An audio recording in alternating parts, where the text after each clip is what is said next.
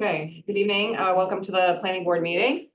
I'll take a roll call. Gordon Brewster. Here. Mary Foley. Here. Peter Morton. Here. Sue Philbrick. Here. Laura Tenney. Here. Ms. Volney is not going to be here tonight.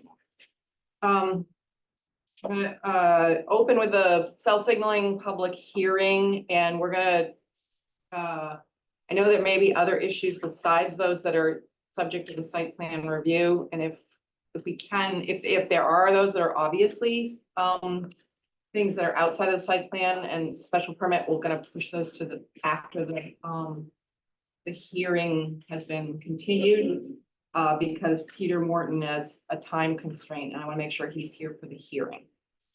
We're also not going to hear about we have a request to continue the hearing on the docks tonight. So we will not be we will be only opening the hearing to continue it, but not taking any comments about the docks until our next meeting. So if you're here for that, you're welcome to stay, but just to let people know, we'll do that at the appointed time. So I'll take a motion to open the continued public hearing for cell signaling technology. I have a motion. Second. Sorry. I think we have to do a roll call for that. Gordon Brewster. Yeah. Mary Foley. Yes. Peter Morton. Yes. Sue Philbrick here.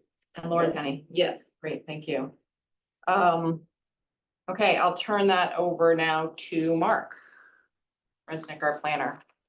Okay, so we have the conditions that I sent out on Friday, and then Lovsky has submitted additional revisions as well. So the first item had to do with the controlled construction, and what that means, and whether the board should still have its own inspector to oversee some of the site work installation as it pertains to drainage. I did receive some emails, I believe today, from Paul Orlando, our building commissioner, as it relates to controlled construction. And it's not too long, I can read it into the record. And then I received another email from Chuck Dam a little later this afternoon, as well as it relates to inspections. So just to summarize, Paul, I think everybody got a copy. I don't know if people had a chance to read it. It basically confirms what the applicant had told us, is that this will be under construction control, and that affidavits will be submitted through the building process. Registered professionals will ensure it complies with code, and they will submit reports. And as part of the permit review, inspectors as well as the fire department will review plans for compliance with codes and may request independent review for any unusual or unique aspects during construction. They will perform periodic inspections, both scheduled and unscheduled, to verify that the project is progressing in accordance with the plans. At the end of construction, after final construction control affidavits, they will do final inspection. So it's sort of a high, there is also local control in addition to the construction. And then there were some attachments. And then you want to just summarize what Chuck said. There's a couple different emails here. Based on Paul's email this morning, I am fine with the engineering affidavit as a certification of the install. We will also send our reps on site as their work progresses at certain milestones. I don't have a strong opinion either way. I say get more culvert utilities stuff in Atwater, then we would do more oversight. So He's basically saying on site, he's okay with the installation. And then there's also Concom has review, and then you have an NPDES permit as well that you've applied for. Is that right, Mark? And what Is it- empties? What do you call it? Empties. Oh, NPDES. Yeah. Okay. What is that? Pollution elimination and discharge system, something? Natural The end. pollution discharge elimination. I can remember my environmental law from 40 years ago. So there is oversight also of that by DEP. Right? Okay. So, okay, any comments on the first proposed condition? At least, let's not try to wordsmith it, but do you have a copy? Gordon? So Sarah, are we saying this precludes us having a separate site person? Is that what we're Well, saying? we haven't gotten there yet. Okay, we haven't got it. Mark, did you say you have extra copies of? Mark? I do have extra You're copies, still but Fighting with. these the, copies are what my edits of Mark's edits. I just want to get this one. Do you have an extra copy of this? Which, Let's, want to keep our discussion on with Mark. You want me to go? It's this one. Anybody else? I'm sad. Yeah, I have that too. Yeah. You want- Is there another This version? Three or four. is the one. No, this is one's one. enough. Sorry. You want me to give Gordon this one? And then pull it Well, I up? can bring it up on the screen. Oh, okay. Why don't I do So that? we're looking at the one that says PB discussion 9924. Yeah. Oh, okay. This one with the red? Yes, the one with the Or a little header. bit of red. Okay. Okay, so let me pull that up so we're all looking at the same thing. That would be good.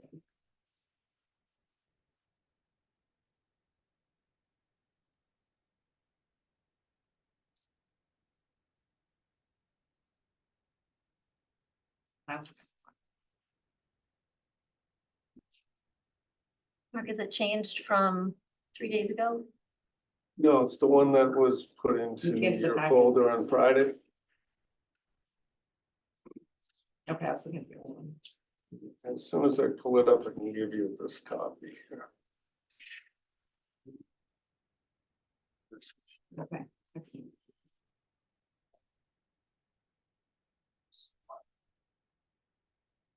I'll make that bigger, don't worry. Somehow. That's the one I'm looking at. Me Yep. too.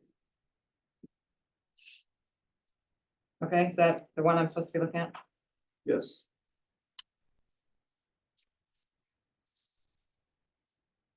Okay. Okay, so the cost was part of this. So we just talked about number 2.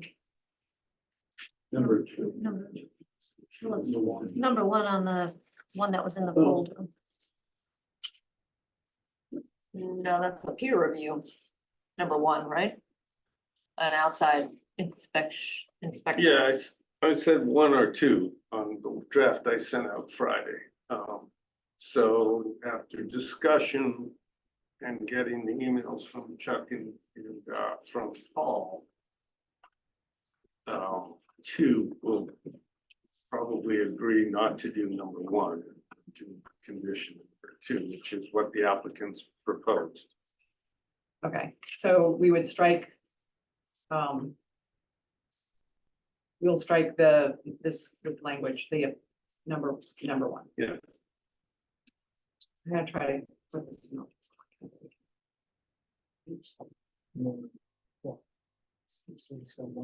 Is 1 or 2, so Yeah, okay, okay, make the sequence in the rest of the document. all right, so let's, so you're recommending number 2. This here, is that correct, Mark? Yes. Okay, great. I'm gonna try to put this in the document, while you bring up the next one. Can I ask some questions? Yeah, absolutely. So I guess my first question is for the general conditions, are we lumping phase 1 and phase 2 together? Are there times when we need to clarify for phase 1 and phase 2? Well, I think, yes. You got approving it together. They have submitted the overall site development plan for the overall thing. I think what we're looking at phasing is some of the offsite improvements for the intersections. Okay. So, yeah, those are further down, but I just wanted to clarify that this is conditions for phase 1 and phase 2. Yes. So I guess with just looking up what 780 CMR 107 is, does this encompass that it's also the final control document and the construction control checklist? And then there's like phased approval documents and site reviews. I'm just wondering why we're calling out just the initial construction document. That would be a question for probably Greg to answer. Yeah, well, that's because that was an exhibit, which is the preliminary, but as you apply for a building permit, that's what that actual exhibit is called. So when you apply for the actual building permit, you provide an affidavit at the beginning that says, you know, here's our submission plans, they all meet the Massachusetts, you know, regulatory requirements, and then so when they go from like phase 2 building permit, the same process will happen again.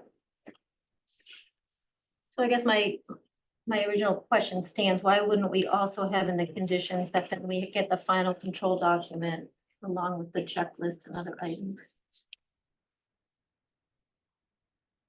I don't understand the question.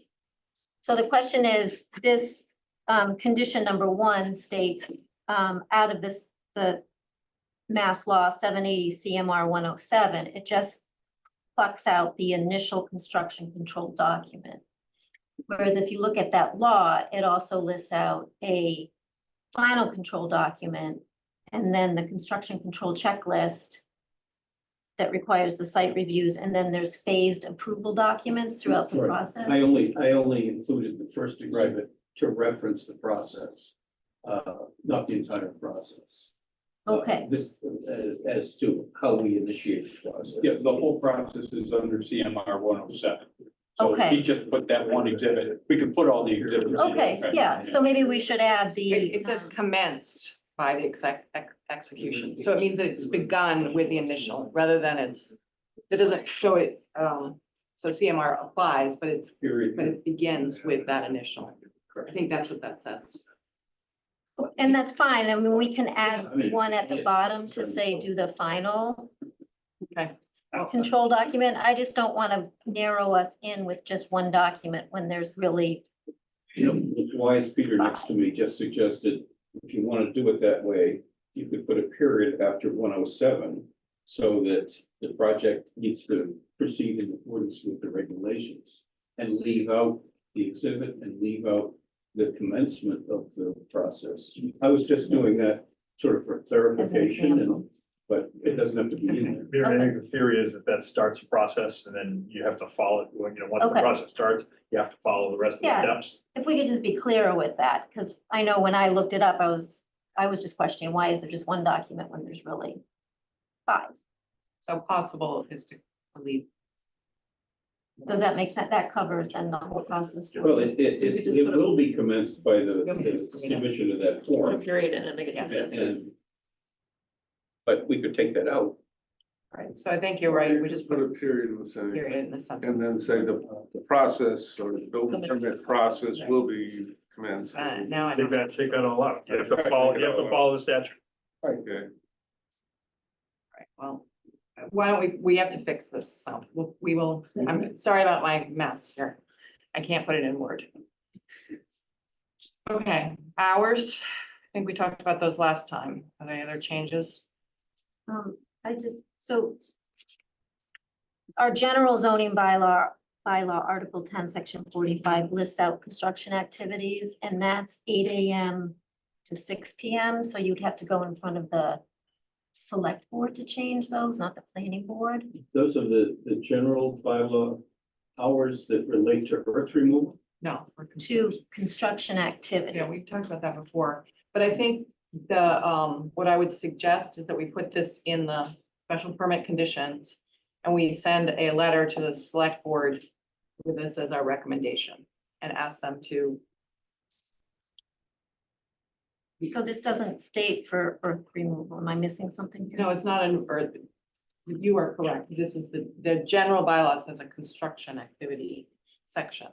Yeah, and then it states that, and then the other clarification is that it's also state and federal holidays, so it's not just federal in our general bylaw.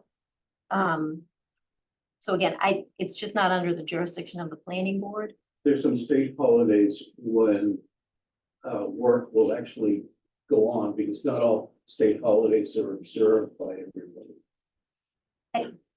Yeah, I mean, I have no skin in that game. That's just how our general bylaw reads, so, if you want to get a waiver for that, I think you have to go in front of the select. Okay, I'll take a look at that. I didn't realize. Yes, Sue, sorry. I didn't remember that we had agreed to the 6:30 AM. Okay, I Had we? don't know. I was on Zoom, so. We talked about trying to get the construction traffic into the site, part of the school traffic. I remember that discussion, but I don't remember resolving it with a definite time frame of 6:30 AM to 6 PM.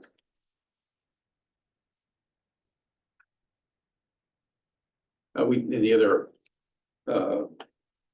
rationale for it is that we really have no residential neighbors. We have 128, it's very busy at that hour and very noisy. And all we're doing is moving equipment on site. We're not really, Greg can explain what happens early in the day. But it's merely, as Peter said, to not conflict with school traffic and at the same time give us a jump start. So one of the things we learned, sorry. No, go ahead. With the high school project is that, and other projects is people, the hours of construction is, people are arriving to your site at 6:30, even if you're starting at 7. So I think a 7 o'clock start is not unreasonable and is quite a bit. I know my alarm doesn't go off. It's sort of, there will be noise that travels. 7. 7's fine. Again, most And people then- are trying to get off to the bus. Yeah, I mean, with the high school project, one of the big things we had that you won't have on this site, I agree with neighbors, is the queuing of big trucks before the construction started and that kind of thing, but I think you won't have that. That's really the more critical aspect is anything that's coming on and off the site. They'd like to do that very early to avoid, the school traffic and any other traffic that can happen. So Can we make that 7? Yes, How's the board feel about that? It's a question for the board. Is this encompassing our noise standards as well? Or just construction activities? So we have a zoning bylaw for noise. Right. It technically does, yes. Well, if you do the whole TV stuff, it definitely does. If you go to the boundaries, you're not creating noise past the areas of TV. Should we add, to this condition, subject to the approval of the board of selectmen?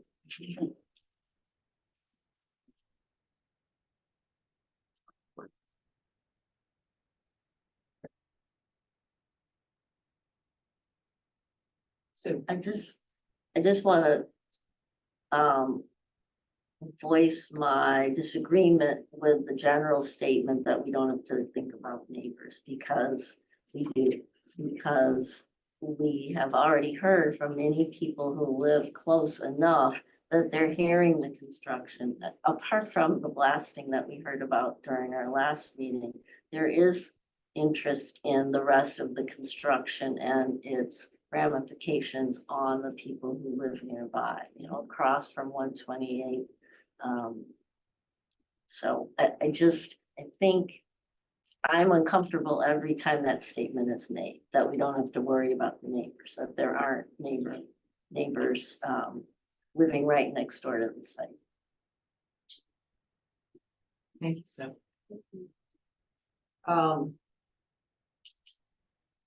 Great. Prior to the issuance of an occupancy permit for phase 1, So I think are we gonna skip over this one for right now? Or This this is the, no, this is the. is not Atwater Ave. Yeah. We're gonna skip over anything related to Atwater Ave. That came out. You took it out. Yes, yeah, there's nothing in here about Atwater Ave, it's just. For the moment, that doesn't mean we have forgotten about that's- When you're on Atwater Ave, and I'm just reacting to. Hold on. Right. Hold on, we're gonna kind of get through a few of these, and then I'm gonna take public comment on the balance of them, if you don't mind, just so we can kind of keep things moving. We will make sure you raise your hand. Okay. Okay, thank you. Okay, can you just explain this one, please? So this one is apparently, currently Mass Dot has required them as part of their permit to prepare a 25% design for a build out of a traffic signal at northbound ramp. Is that correct? So this is a condition that follows along with what Mass Highway requirement is. They're restating that. It's restating that, yes, because we did talk about the intersection. Okay, great. I'm actually gonna just reverse my comment, take your comment on, do you have something on about Atwater Ave? Yeah, okay, say, could you speak up, because our secretary is, online.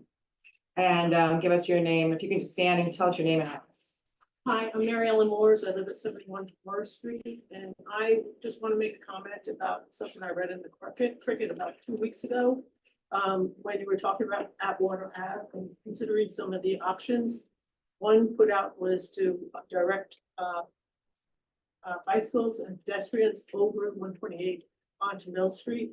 And I don't think people are aware of how dangerous Mill Street currently is. Putting more people on bikes would just be a more dangerous situation. So that was not brought up in the Cricket, and I wanted to make sure that was out there for public record. Okay, great, thank you. Specifically, are there any comments on the hours of construction before that evaporates? Because that is an important. Yes, go ahead.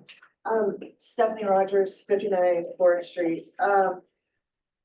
So I do feel like the hours should be approved and not just recommended by what, like your alarm clock is. And because the neighbors do feel it and it's disconcerting and we never know how large it's going to be.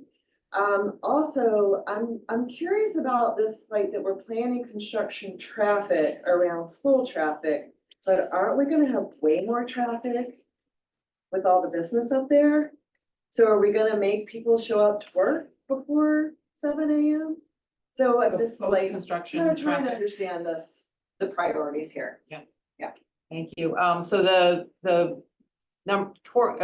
condition number 3 is the hours of construction. So I'm gathering you would prefer 7 to 6:30 a.m. start. I thought it was supposed to be 8 a.m.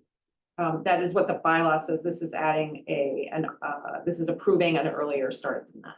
So you would be, Yeah, I'm just not sure why. Because if the rationale is for traffic, there's going to be traffic from now on that's even worse than what it's been. thank you. And then I think the other question is about Atwater Avenue, is something we are going to consider, but not tonight. We are thinking about how much additional traffic Atwater will have and how much construction will have on it. And a whole pedestrian and bike safety is something that we are concerned about. We're just not going to find the solution tonight. Okay. Number 5, I'm sorry, any other comments on Yeah. those 2? So I have way too many copies of this and I apparently don't have the latest one. When was this items taken out about or why aren't we talking about the striping of Atwater? So we are going to talk about Atwater, but not tonight, because there's some other things. We're waiting, there's a whole bunch of other things happening about Atwater. So we will absolutely talk about Atwater, Okay, but just not tonight. So that's Okay. why it's out. It's not that it won't be in the future. So so, abs- okay, and then the one that we were just talking about, last meeting we had that the applicant shall be responsible for completion of a traffic monitoring study following occupancy of phase one. Why was that taken out? It hasn't, it's still. That's It's in still number. in five. there. It's still in there. Number 5 right now. See, look up on the screen. There were two that were combined. Mark had two before. He had a 4 and 5, and they were combined now into 4. Okay. Out of all the ones I printed, I somehow didn't get the latest ones. I don't know when it was posted, but I printed what was in SharePoint. All right, I'll try to keep up. Yeah, thank you. Sorry. I think this is. Here, you want a hard copy of that? Okay, this one. Well, are you using it? I'm using. Okay, number 5, we. This is not necessarily final draft here, but, so this is basically saying that there would be a traffic monitoring study following phase 1. That's kind of what Mass DOT is gonna ask for anyway, right? Yes, they're gonna ask for that, and which is kind of evaluation of how the intersections are working. And what the counts are, and that type, and then they do an intersection control evaluation, which is, for example, like an alternatives analysis, where they'll evaluate the proposed design solution for traffic lights if it's warranted, or alternatives such as roundabout, as we had discussed before, and whether that's a reasonable alternative, or if there is some third design that might work better. So, so that's what that ITE's ICE study, intersection control evaluation is. So sort of duplicate to the Mass DOT requirements. Okay, And so the reason why this is in here is not to tell them that they have to do it. Mass dot is requiring them to do it, but that we want to see those reports and evaluate them prior to any decision being made. So that the planning board can, you know. I think that is kind of what you're, Laura. These 3, 4, 5, and 6 are related to each other in that they're in the sense that they're about traffic patterns and traffic design. I'm just trying to get the sort of sequence of things straight and what we're asking for and what the goal of the planning board's review is. So at number 4, we're saying before permanent occupancy, phase 1. So before this phase, coincident to the work, the applicant's gonna design 25% schematic design for traffic signal. That's one thing. And then we want to look at that before it gets submitted, or the planning board wants to look at it before it gets submitted to DOT.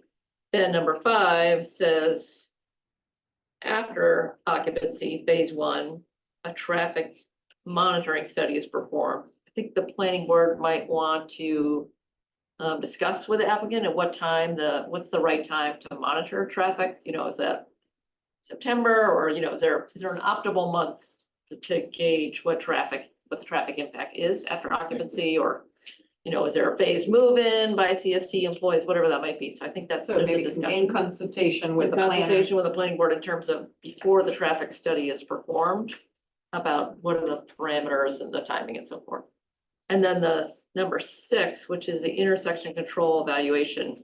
I need to understand that a little more. I know, Mark, you were just talking about that, but I think I was thinking about 4 and 5. So how does that fit in to the traffic monitoring study and the design? What's the sequence there?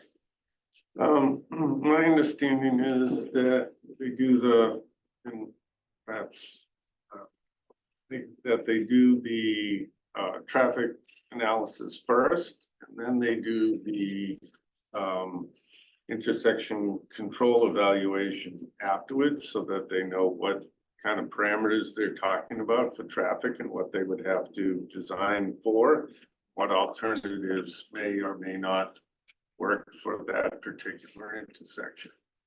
So that's Are we kind talking of, about the same intersection all the time? Is it always Yeah. 128 the northbound? Okay. Yeah, I was gonna suggest that this, That could be clarified. that this, Yeah. we could group these things by, this, so that for people who are not as intimate with this, we're talking here about the School Street 128 intersection. And that's why Mill Street is right there at that intersection. Yeah, because it's not totally clear and fine. Yeah, Let's not so- flip it. I think we can add a Yeah. heading. But also, do the findings of the traffic monitoring study, because we only took design for the intersection to 25%, which is appropriate. So once you find out the impacts of the monitoring study, then you want to, the design That's wants sort to of number. respond to that, Right. right? Yeah. That's number 7, Okay, that's number 7. is that prior to phase 2 occupancy permit. Okay. Then there's the actual new study. All right, so I think my only comments here that we sort of make it clear that this is the intersection we're talking about, the intersection area.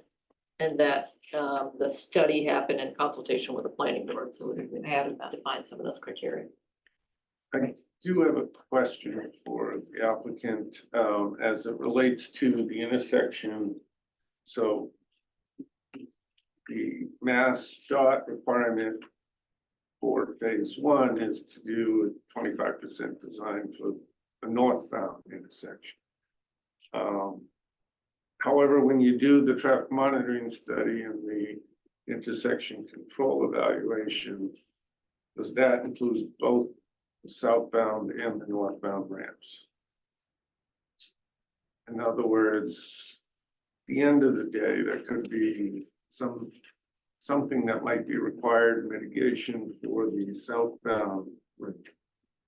And based on traffic volumes,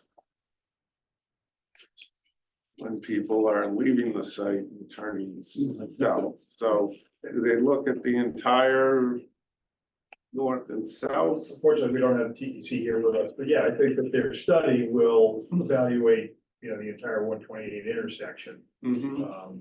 But the only place where we've been instructed to do any kind of design is at the one that was that was the most stressed. Right. The rest of them had, had plenty of, capacity. Right. Actually, the wording from the state is the proponent will mitigate the project's impacts to the Route 128 northbound School Street intersection by installing a fully actuated traffic signal with demand-based vehicle, et cetera.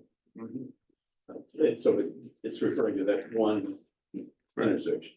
But what I'm saying is when you do the traffic study at the end of phase 1, once you're occupied, will you evaluate the southbound intersection?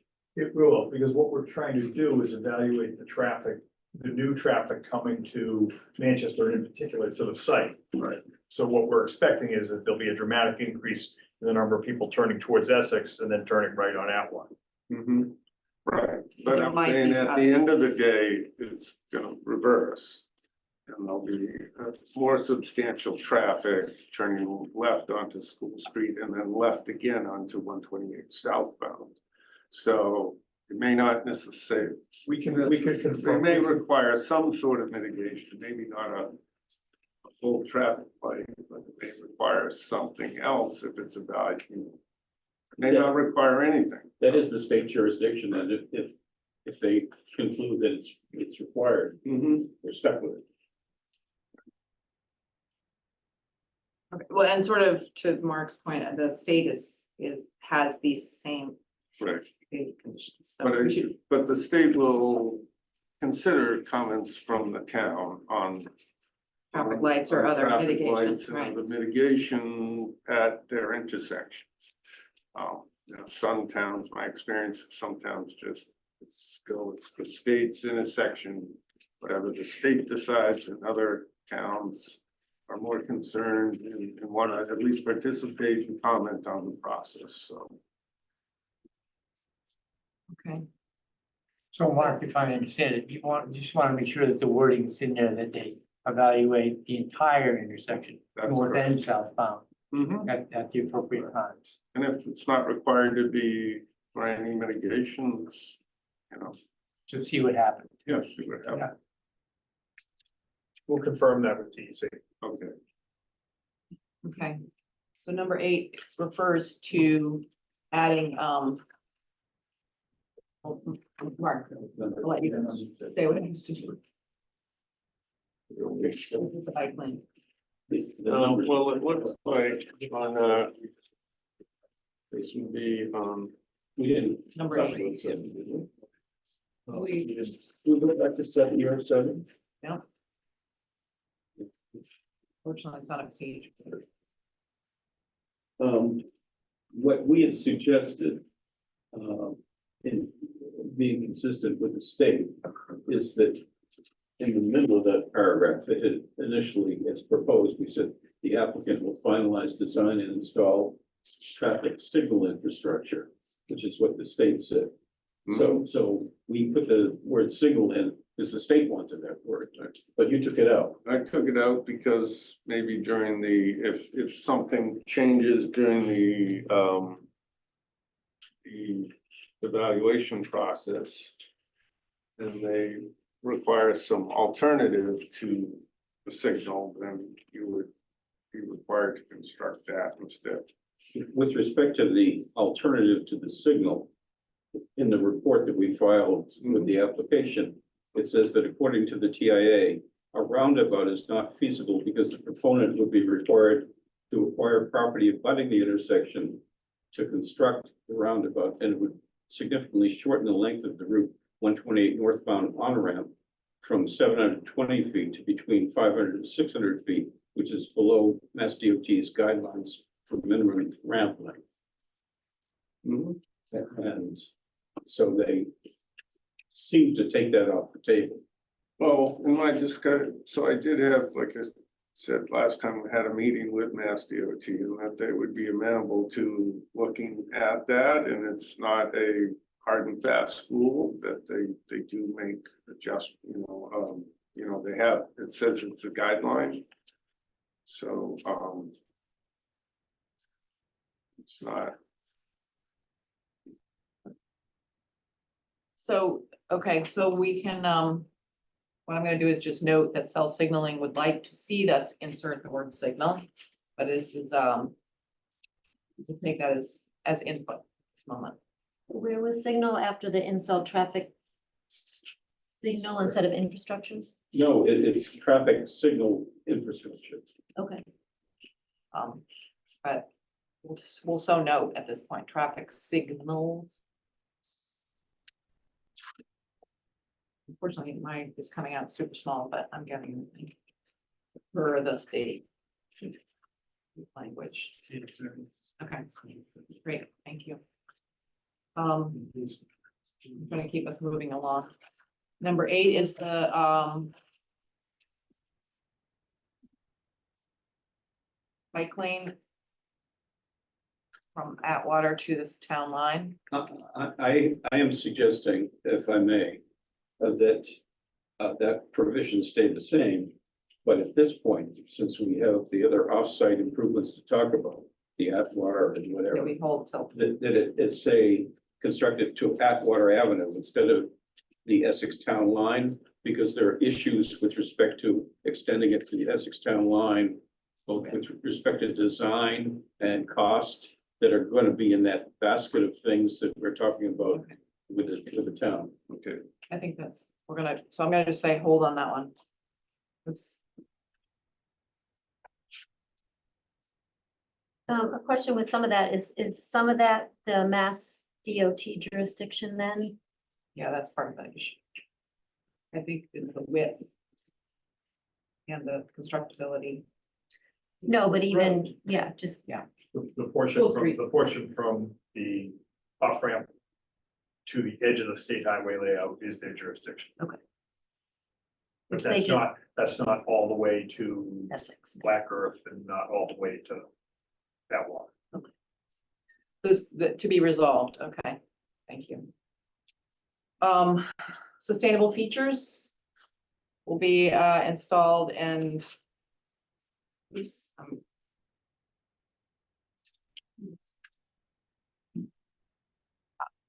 any comments on that one? If I may, we're, as you know, from hours of testimony, cell signaling is all about sustainability. And quite proud of that, and it's going to advertise that. We're happy to agree to put a display near the trailhead. And with respect to the lobby inside the building, I think it would be premature to tell us to create something in our Right. lobby. So we certainly will be touting what we've done on the website for sure, and in other venues. And we're actually anticipating a fair amount of publicity about it. But I don't think we really need, under these circumstances, to require self-signaling to put a display inside the lobby. How about, if we were to say a display of sustainable features visible to visitors and, you know, some visitors to the building. I think somebody brought it up saying that they went to another building. And there was a display of sustainable features and they thought it was interesting that, you know, for people who might be going to see that. Sue has a comment. And so that's where that came from, was from comments from, I don't remember who did that. I do remember this discussion and I remember the result, which was that we agreed with cell signaling that it would be a security issue for them. Because people won't really be spending time in their lobby Right. unless Yeah. they're working there. That's why we did the trailhead. Laura? I remember we were talking about the BU building, which has a big dashboard sustainability. It's very cool. It's a more publicly accessible building.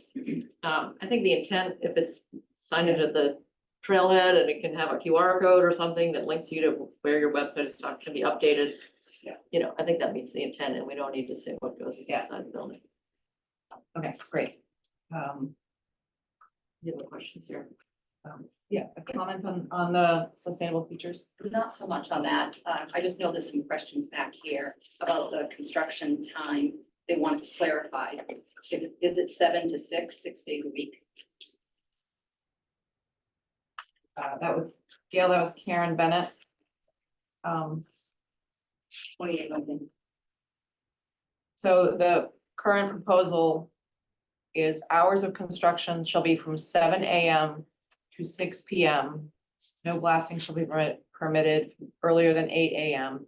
Hours of construction shall be 8 a.m. to 6 p.m. on Saturdays and no work permitted on Sundays and federal holidays. During construction, all local, state, and federal laws shall be followed regarding. And we added to make a note to look at the whether or not the local zoning, our Manchester zoning for noise, and we added also subject to select board approval. Yeah. I believe that you said you read 8 to 6 on Saturdays when this says 8 to 8 to 5, I'm sorry. And maybe that first sentence wants to say weekdays. Weekdays, Yes. as I read it. So 7 to 6 Weekdays. weekdays and 8 to 5 on Saturdays? Yes.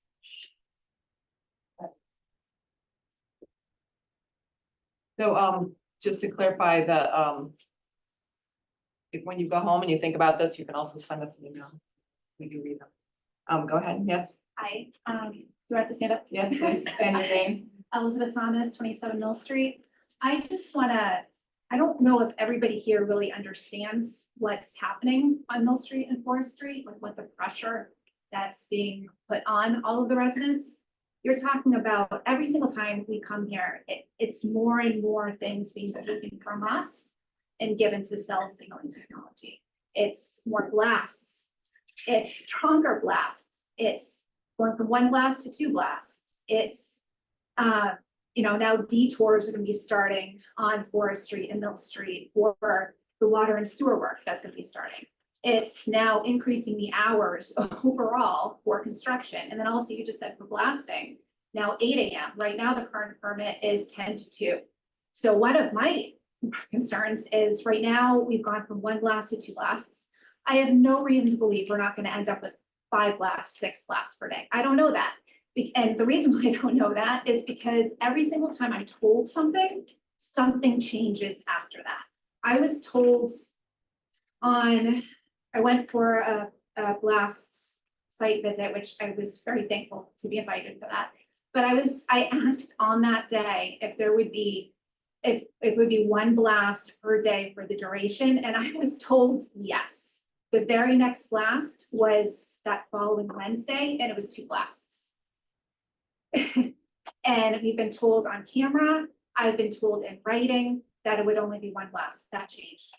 As for the construction hours, now you want to do that, and I live at 27 Mill Street, so I live right on that turn. I can hear the construction noise. It's not horrible. You know, there's leaves, there's other highway noises.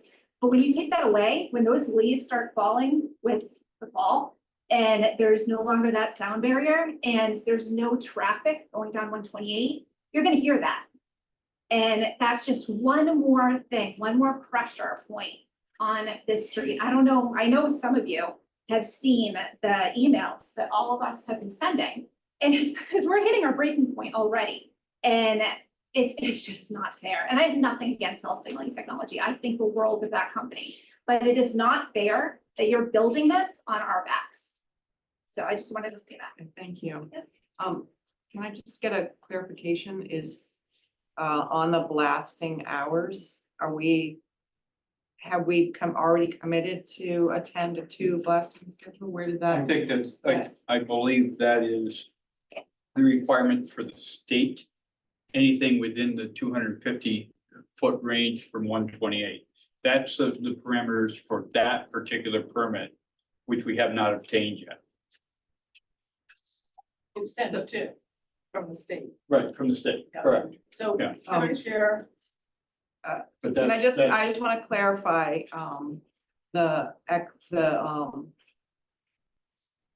so as the blasting gets closer to 128, then the hours will be limited to 10 to 2, is that correct? anything within the 200, there's a separate permit that's required for within a boundary of 128, and that's been applied to Mass DOT. And that goes through, a number of different departments. So we're waiting for that. And once that happens, that's where the restriction between 10 and 2 is the only hours that blasting within that corridor is allowed. Presently, you're trying to have your daily blast, middle of the day, 11 to 1. That's 10 correct. to 2, Yeah. something And like that. my understanding, Greg, was that the one day with the 2 blasts this week is to minimize the size of the blast. That was actually directed by the fire chief a couple of weeks ago to have smaller blasts, but multiple. Right. But that's only on one day this week, I noticed. It varies depending on, it might be 2 days, 1 week and 1 day. So if your practice is to have blasting between 10 and 2, maybe it makes sense to have the blasting hours be limited to 10 to 2 in the permit discussion. I would defer to the fire chief to see what the actual permitting is. I don't know. Why don't we check with the fire chief on that, Mark? Yeah. Let's add that, it's blasting 10 to 2. Can I just ask, where did the 8 AM come from? On blasting.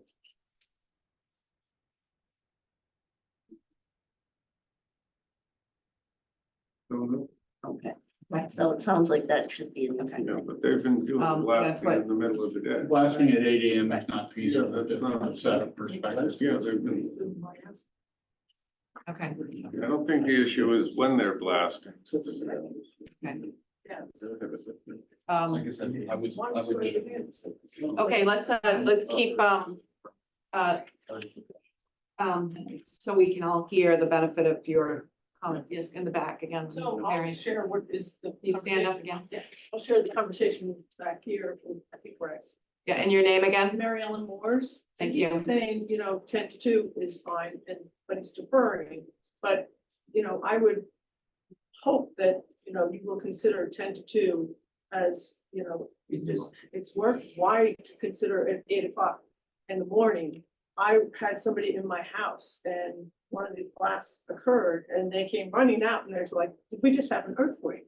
So for you, people that don't live on Forest and Mill, this is what we're experiencing. You're sitting in your chair, it starts shaking, your windows are shaking. I've had residual come down my chimney, you know, so just want you to know what we're dealing with. Thank you for that input. Glad you, raised that. Yes, go ahead. Elizabeth Thomas, 27 Mill Street. I just want to point out, I know that week that we moved to 2 blasts, the purpose was to get to smaller blasts. But actually that week, we had our largest blast to date was Thursday, the 22nd. It was 0.325. Before that, the highest we had was 0.25.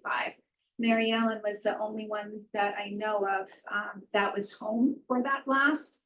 And you were pretty horrified. That's the blast we're talking about, right? Yeah. Yeah. I had whatever comes down your chimney. Yeah, it's mortar. More. So that's the problem that they had over with the high school. So you guys really lucked out that for some reason, every single household that was closest on Mill Street, my house, all my neighbors, none of us were home. There was somebody in Maine, there was somebody in New Hampshire, there was someone in Martha's Vineyard, there was people working. Literally not a single soul was home. If anybody in any of those houses were home for that 0.325, I guarantee you every single one of your phones would have been blowing up. Because if she felt it like that at her house, she doesn't even live on Mill Street, she lives on Forest Street, then I can't even imagine what my house felt like. That is a massive difference between what everybody who's been complaining about 0.2 has been feeling. And I'm concerned, so I don't know. Thank you. And I know the fire chief is monitoring that. So Mary had another comment. So I just want the residents to know, I emailed the fire chief and the town planner, this weekly blasting schedule that went out that had the planning board's so-called approval. We did not discuss 2 blasts a day. As a planning board member, I was very upset that it was sanctioned here, that this was in coordination with the town planning board, and it was not. At the last meeting, we talked about 1 blast a day, not 2. So hopefully the planning board does not get misrepresented again. And as we go further along in these, I did pull out the Manchester Essex Regional High School conditions, and they had, I think, about 6 relating to blasting and demolition. And I think we can incorporate, or we should incorporate a lot of them into this. And hopefully will help some residents with their concerns of being notified, communication, level of blast, level of construction. So I think if we could do it for the high school, we can do it for here as well. So why don't you send those suggestions to Mark? Let's keep going through the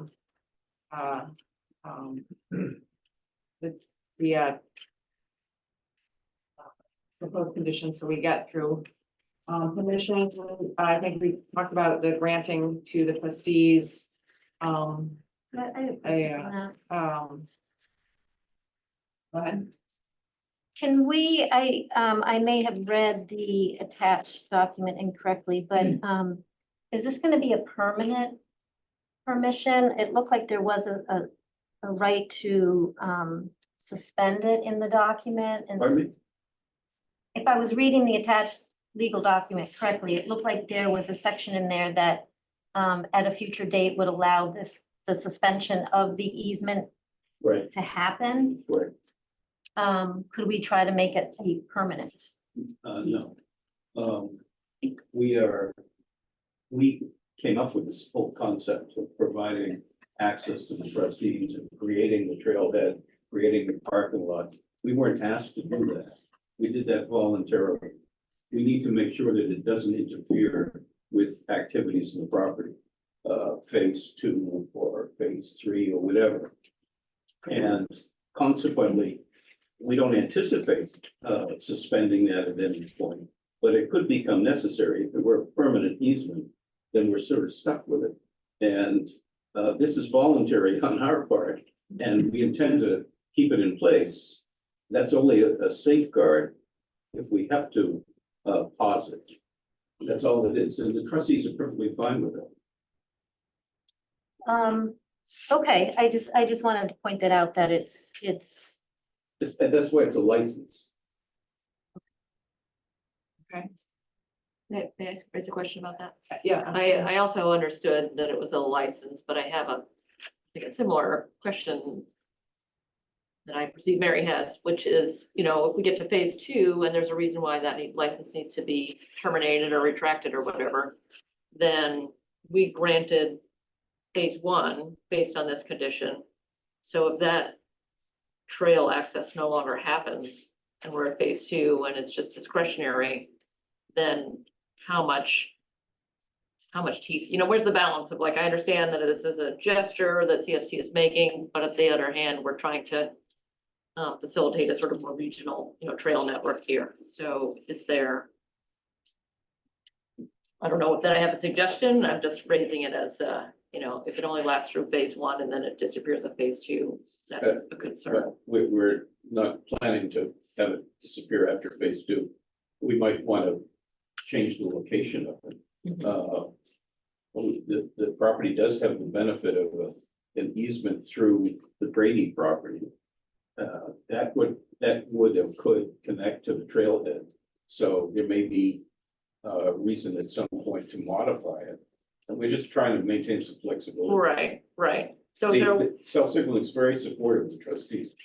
yeah, I think we share that, and maybe there's a way to just build in some flexibility, but to say that, if a future trailhead access changes, it'll be reviewed with the planning board and trustees or something like that, but the intent is to maintain the trail access. I don't know. if Maybe we that's could, more reasonable, but just ask consideration. for a phase, it could be revisited in phase 2, should it need to be changed, so maybe a suggestion that it should need to be changed in phase 2 or something that it. I just want to keep the intent. The intent Yeah, is to intent is to facilitate provide public public access access. to the trailhead. Maybe we put the intent. If we state, in order to, is the intent Yeah. to provide. Right. Karen, do you have a specific comment on this issue? It's back to the other question, so I apologize. Karen Bennett, 28 Lincoln. I have 2 questions. On the hours, I went through this when the turf fields were put in. The construction vehicles were showing up at 2 and 3 in the morning, and I was hearing beep, beep, beep all night and couldn't sleep. So I had to contact Ann Harrison. I had to contact the police constantly. So I don't know if there's a provision for that. That's one. And then the second thing is, a lot of these people are already talking about damage. And as you know, we had damage to the homes that surrounded the high school. We brought that up last time and no one said anything. So is there a recourse for the people that are having damage? That's It's possible just to finish the last clause and then go back to the traffic.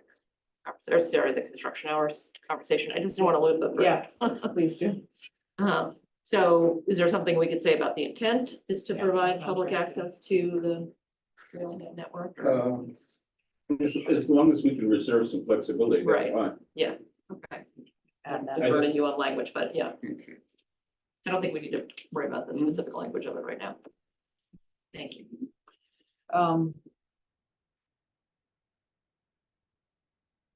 correct me if I'm wrong, that if there is damage, then it becomes between the lasting company and the homeowners. Yes, That's the there's- recourse, there's a- and insurance. There's a process for Process. filing through the fire department, and then that gets transferred to the blasting company. Okay, gonna keep moving through these here. And, Atwater Outward, construction, Atwater Out, we kept free of mud and dirt and debris, it's for the general housekeeping.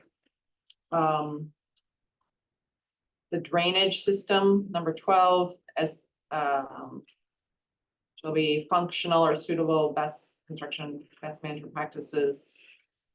Could you explain the purpose of the last sentence? Seems like that's a detail within a larger set of Right. plans. Mark, that's you. for some, Number 12.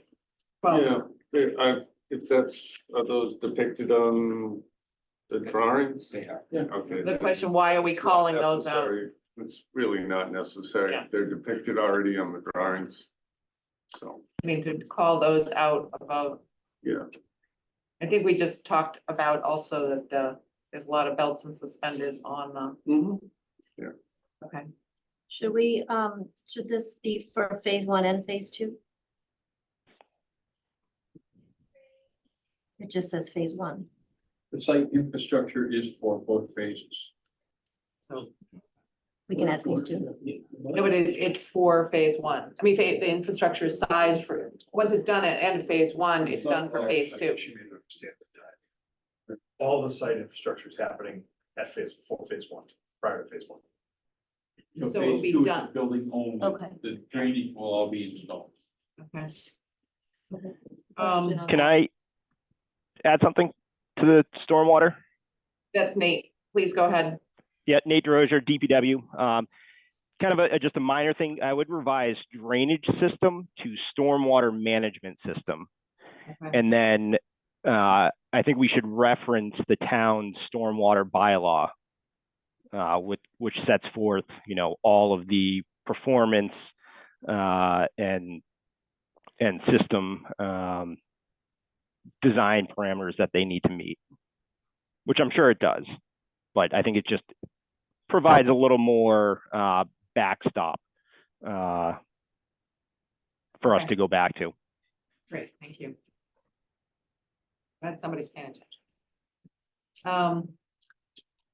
Okay, this is, the order of conditions is, a Concom thing. Do we need to include that? Again, it's just another, So you referenced that, I think more importantly, from my perspective, 13 references operation maintenance plan and maintenance plan. So I think the point is we need to receive it, operations and maintenance plan. Should be a condition. That's pretty. Right. Right, we have, but we need to receive it. And that was a high school, that was one of the conditions of high school. So, we should. Yeah, and those are all things that are laid out in the stormwater bylaw, like everything that they need to provide pre-construction, post-construction, construction monitoring. It's a very detailed bylaw. Let me ask you a question, Nate. Yep. Nate, would that include the green infrastructure on the site too? Yep, LID. Yeah, so that's one of the things that's actually on the fall town meeting is a revised stormwater bylaw. That would still govern this, even though this gets Yes. permanent first? that's what, Because it's in the general law, bylaws. right? Okay. Yep. Yeah, Okay. it was just yeah. Okay, thank Okay, you. so we'll reference the general bylaws. That means we're removing number 13? I think, so you recommend removing 13? I think you could consolidate them. Okay. 12 and 13 could be consolidated. But certainly referencing the order of conditions, doesn't hurt anything either. Okay. Why don't we, maybe you can suggest some language. Yeah, check Yeah. with the. Okay. I have a couple of questions with that one. About stormwater? Yeah, and I think, Nate, are you referencing the MS4 stormwater? Yeah, so the stormwater bylaw is incorporated into our MS4 as a town-wide. So like part of our MS4 work that we have to do the DPW, we'll have to do site inspections. So there's a whole litany of things that we have to do for our MS4 permit as a town, inspecting the sites. But part of the MS4 to come into compliance with the EPA is a set of bylaws that, are very detailed and govern everything for what we need to do for our stormwater management for development, whether it's virgin sites or if it's, renewing sites. Yeah, so just the reason I wanted to clarify is because in that bylaw, I think we might want to clarify that it states long-term operation and maintenance plan. And then it also states that, for the first 2 years, we get a semi-annual report and thereafter it's annual report from the project. So I think if we clarify that in the conditions, it'll, Well, maybe what we do is just reference the specific bylaw because then we're not, don't have two things, especially if the bylaw has to be updated, which we can talk about under the other business. I'll work Yeah. with Nick to adjust the Yeah, language. But I think To, you're since right, by referencing the bylaw, then by definition, we have referenced the reporting and the operations maintenance. yeah, and then the planning board can then have a separate discussion because we've never actually done that, or probably should have done it maybe with the school, I don't know, but we have not Did it been with getting school. annual reports, so or semi-annual, so how the planning board. Yeah, good thought. Okay, this is the lighting levels. Mark? so the key difference between what was submitted by Attorney Glovsky and my version is that his refers to if there's light spillage that exceeds the intensity of the levels depicted on the plans, and mine is the planning board just generally has a concern with the lighting levels or intensity or light spillage. And because I've experienced a couple of times where it's designed a certain way, but it still creates an impact. And even if they build it as designed, it's still like a unforeseen impact where some additional shielding needs to be added, and so even though it's technically correct, it's created an impact, and we've met with the applicant and had them adjust light directions, light intensity, or added shielding to lights. It doesn't happen often when you get such detailed plans, but it does sometimes occur. So that's the key to kind of the difference. Yeah, I'm gonna speak on two points on that. One of which is when you have an example is a sports field, which obviously, which you measure the foot candles of this light coming off the sports field at a distance away from the field, and there's no light. But yet, when you look at it in the sky, it's a blazing football stadium, whatever it is, high school, Endicott, whatever. You can see Endicott's field from 5 miles out to sea. And so this, as you've written this, I worry that it's very unspecific. And maybe intentionally so, knowing you. No, because you're usually very specific. So I think I would like the remedy to be a negotiated conversation or some sort of, and we'll make every effort to, or something that is also cooperative and collegial. Because Well, usually that's what happens. right, but I guess I'd like to, I think it's because we we're, get complaints from Right. neighbor or butters. right, and then, That offers you the right, that offers you the ability to require a change, and that. Yeah. You spend tens of thousands of dollars on design. right, and that's my we're gonna concern. put in tens of thousands of dollars worth of lights to And just, then- for someone arbitrarily be able to say, yeah, we I don't don't like change that. them. Right, Well, it's usually not arbitrary. It's Well- usually for very specific. Well, because the plans that we submitted right. were very specific with respect to the lighting at every location on the site. I thought it was appropriate to say in the event there's light spillage that exceeds or intensity that exceeds the nature levels depicted on the plans. And then I had added it so that it wasn't vague. The planning board may require the applicant to cause the intensity of lighting to be reduced or reasonable modifications to the lighting to be made, i.e. shielding of fixtures causing such spillage. I had drafted all that in before. Okay. Yeah, I think that that's a little better because Yeah, it's a little that's more okay. specific and it references the plans that have been. Otherwise, we're subject to your whim. Which I'm very concerned about. I've done enough lighting projects to know. So I think the intent is good, but Mark, so let's substitute, what number of yours is that? I Mark? like Mark, but he's getting very aggressive. Mark? I missed that last sentence. on Mark, your- Mark Glovsky's Yes, I'm version. okay with this. Mark Glovsky's for, what number? Well, His number 12 is just. Old fine. 12. yeah, His number 12 is fine. Okay, Whatever. So I have a couple Mary, go questions. So I agree with the vagueness of this. I don't, there's no time frame on this, so in 5 years, 10 years, I mean, I think we would want a time frame on it at least for you guys, not for us, right? I don't think you want to, what do you mean? I don't think you want to hear from the town in 5 years saying, you know what, now we think the lights are too bright, right? So there's no time limit, and I don't know what authority the planning board actually has to do any type of enforcement like this. that's why it's kind of a mutually beneficial. I mean, I think self-signaling could just kind of say, we don't want to do it. We don't really, we're not enforcement, so we have no, You do have the right to enforce your conditions.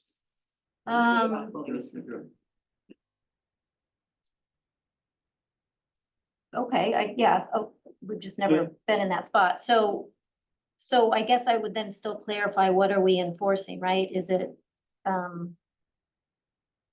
the lights, any lights? Is it any time frame? Is it? Well, they've given us a lighting plan.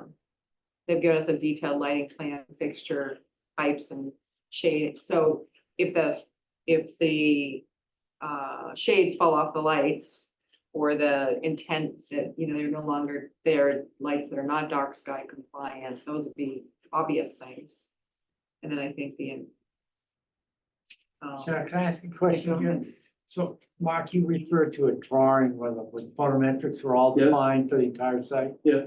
So you're suggesting if it exceeds the numbers, the photometrics on those drawings, Exactly, then we have a point to talk to. exactly. Okay, having done this in the past, unfortunately, I've been on the wrong side of this, but it's. Okay, that's understandable, but it will require us to go measure the photometrics on the site if we feel it's a violation. so I guess my concern I think Mark's language actually has some broader than just the photometrics, because like I said, a football stadium, you can measure the photometrics 200 yards away from it, and there's very low foot candles, but the thing is still glowing when you look at it from a distance.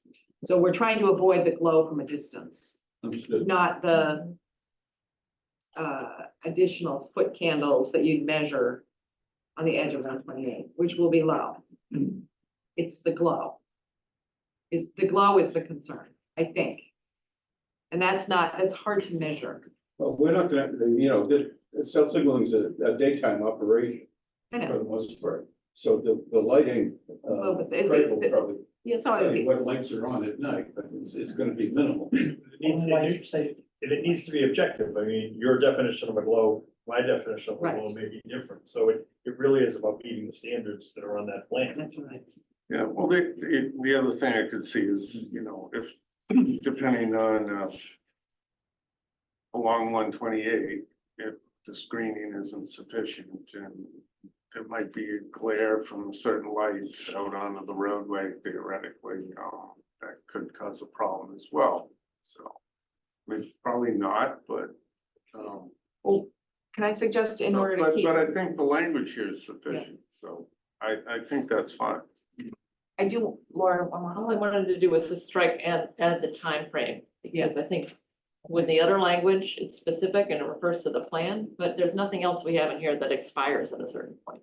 Yeah, I just want it to be fine. lasting condition. does that make sense? Okay, I want to try to get through the rest of these, if we can.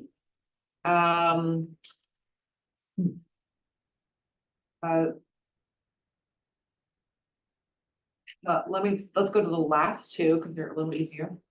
I think, special permit shall lapse if the building permit for phase ones have not been issued within 24 months. It may be extended for 1 year. That make any problem with that? Sure. Okay. And then the applicant should prepare a plan to train public safety personnel. That was a suggestion by the FinCom. Number Yeah, go ahead. 16 is not applying to the phase 2 phase, is that correct? This Well, is because all of commencing, the site work and all of the, right, so this is work. commencing with phase 1, which includes all the site work. right, So that's the only building permit that's right. covered by this 3-year time frame. The timing of the special permit. We might want a special permit timing for phase 2. Is there any? Is there any? No, I'm not proposing that. No. I'm not proposing that. I just didn't You're want to, clarifying. I was just clarifying that wasn't expiring and that you had to get the building permit for phase 2 Right, within that 3-year period. okay, thank you. All right, any other comments on 16 or 17? All right, 15. A performance guarantee in the sum of 250,000 to secure stabilization of the site and prevent off-site damage in the event of the applicant awards completion of the improvements permitted by the special permit. So I think the intent here is to make sure that correct me if I'm wrong, Mark, that the site work is done. Yeah, that's our risk, right? Something you guys don't finish. The building doesn't get built, that's not our problem, but the site work. I believe the Drainage. purpose of this is to stabilize the site so Right. that if it was abandoned, that some of the improvements would be still Right. in place so that you didn't So we wouldn't have silt running off into the Summit Brook. Right. So I that's did add a sentence that proposed a sentence on the tail of that. Okay. That said the performance guarantee shall be released upon Yes, the that issuance should of the actually- occupancy permit for phase 1, if not previously released by the planning board. Yes. I think that's reasonable, and I think it can also be released in phase. Sometimes it's released in. You know, so release. Sarah, there's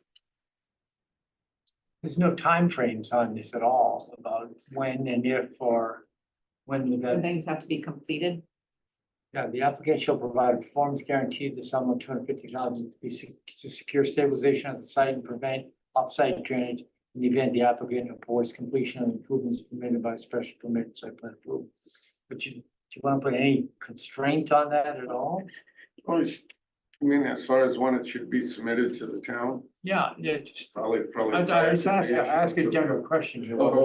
Yeah, when, You're talking about when it starts or when it ends? right, Yes. but So when Mark's sentence would address when it ends. It's, you know, you get a C of O for phase 1, Yeah. then the bond gets Yeah, released. I see Mark's, yeah, Mark's is. You can say prior to the issuance of the building permit. Right. Yeah. We can do that.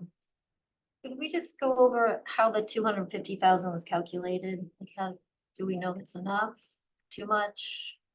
Where'd that number come from? I had that question. I have left it blank. I wanted to make sure everyone was okay with this condition. Mr. Glovsky had, CST had put in that figure. I think that, you know, in consultation, what it would cost to, To Tie it up, stabilize the stabilize, site and stuff. I think it's probably generous. Mhm. I defer to Brian on that. I would suggest we talk to Nate and Chuck and make sure, because they're gonna be the That's people fine. who are gonna go out and stabilize the, It doesn't make that much Sites, difference.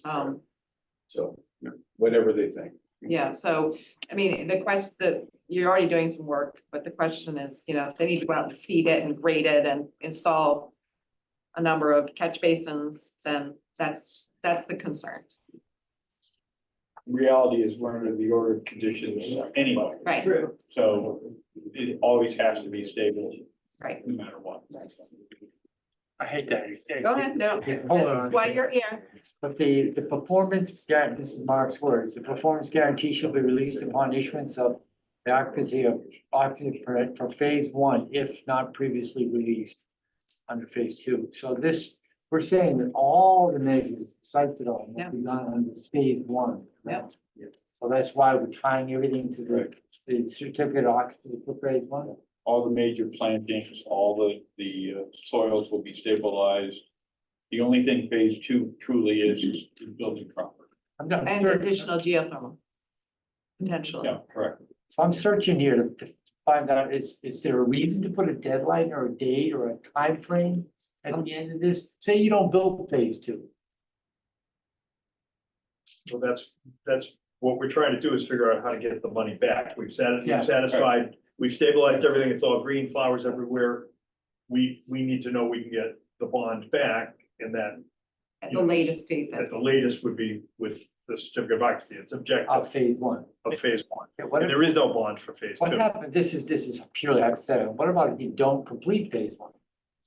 That's what the bond is Then for. you take the Right, bond right. and So there's no time frame that says when that, no, we take the money, if they decide to sell to Sarah. Gordon, yeah. It's so big. And don't say that. And they don't complete the building and they walk away. We try to get them to come back and finish it, but in the event that they can't, our risk is that there's runoff. I see this, the risk is there's silt and runoff running off into Sawmill Brook. Or some sort of other condition that we take this money, we hire somebody, or we send Nate's crew out and Chuck's crew out. And that's what we're protected against. The building of the building is not something, if they elect not to build the building. Yeah, they build it, but I'm talking about the site development. Right. Right. Essentially, the site itself. development will be complete before the building starts. essentially. All the infrastructure will be in place, the roadway will be in place. Peter just suggested that this should be preceded by saying concurrent with the issuance of the special permit, we do it instead of prior to. the I building was gonna permit, suggest, yeah, Because you want it in place before we start building the building. right. Or a month after. Or a timeframe after the. Okay, thank you. The stormwater bylaw does have a section regarding surety for this specific application. In regards to the 250,000, I think I heard people mention, not sure how they came up with the number, but I think it would typically, look at their cost estimates for the site development and base it off of that and come to an agreement on what is actually applicable, because you could get into a situation if you're only putting in for $250,000, the surety is only going to be on the hook for that. If the cost to repair the site in the unfortunate event that they don't complete the work costs more than 250, then the town would be on the hook for that, any additional funding. So I think going kind of seeing what their line items are for site development, might get us more coverage. Yeah, I understand that, Nate, but their landscape plan is probably more extensive than what a stabilization plan would be, which would be the intent. But maybe we can, Laura's got a comment. This is saying secure stabilization of the site, which is, Right. preventing erosion, maybe you're seeding it or something, but it's not completing the stormwater management improvements. Is that what we should be bonding? Yeah, I think so. I think it's the whole stormwater system to make sure that, like someone said, there's not silt running into Sawmill Brook, Yeah, or any other adverse effects that could potentially happen. yeah. So whatever the schedule of values is for the stormwater management system Exactly, yeah, and site work, and site work, yeah. and some portion of the site work. Obviously not for the water main going in the Right. ring road, but Right. You would decide not to put the ring road, stormwater doesn't work. Okay, He's talking about an all or nothing. I think we're gonna need to continue because he hears. Okay. But we have one other comment, online, Roland Glidden, go Yes, ahead. hi, can you hear me talking? This is Roland Glidden, 54 Forest Street. I just wanted to kind of echo Nate's concern about this performance bond. $250,000 seems like a drop in the bucket if this site was abandoned and you need to do mitigation to make sure that there's, storm damage, contingencies. I don't know why that number isn't more like 2.5 million or even a bigger number than that. That's my only comment. Thank you. I just added notes to say, let's think about that amount and, okay. At this point, I think Peter has had any other comments from folks? Well, I have ones that I would like to add. Okay. Do you want me to send to you or do you want to discuss? Yeah, now, yeah. or- Why don't we send it to Mark If so that Peter is he doesn't just signing jump off. So we want to then continue at this we- point. At this point, we should vote to continue. Oh, no, he's still there. All right. Oh. Still here. Okay. Just let us Right, you know went when to the you're lower about to leave. right hand corner. Can you tell us when you're gonna leave? Then we'll know. Will do. Thank you. Okay, Mary, go ahead. Thank you. Oh, so like I said, I referenced the, high school build because that was I wasn't here for that, but that was the most recent big build I could think of. And,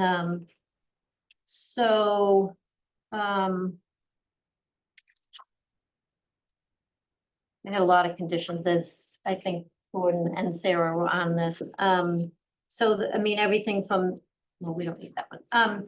So there was a fair amount with the blasting, or explosives for there. And so I think if we could add some of these where it's just some more communication, I think that residents are really looking for. Getting 36 hours prior notice to commencing blasting or demolition operations. I know we're just dealing with blasting right now, but demolition, be demolishing anything per se, but with the other activities there, which could be loud. They did go to 500 feet for the high school, so something to discuss. They did have a bond with the fire chief for explosives, and I did want to ask because Mass General Law Title 20, Chapter 148 has bonds for blasting permits. Is that part of this construction? The permit's been issued, so I would have to check again with the fire chief as to what the requirement is. And I'm sure Yeah, if it's 'cause required that it was put up. Yeah, the law says for bonds required for blasting Yeah. permits. So we have never discussed that here, so I can check with the chief. wanted to look into that. Thank you. And then they had conditions for emergency vehicle access plans and exits during construction. That was such a tight site. If It's you remember, tight. it was like two buildings right next to each other. So I think that's, But with kind of one way in, one way out for Atwater, it might be beneficial to look at. Comprehensive project schedule shall be submitted to the planning board. Noise level shall not exceed the boards of health 70 decibels. And then they did get on to other things like the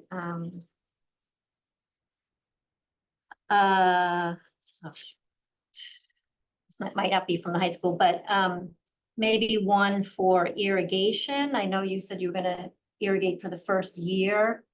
But then maybe we put in the conditions that after the first year, it's just the on-site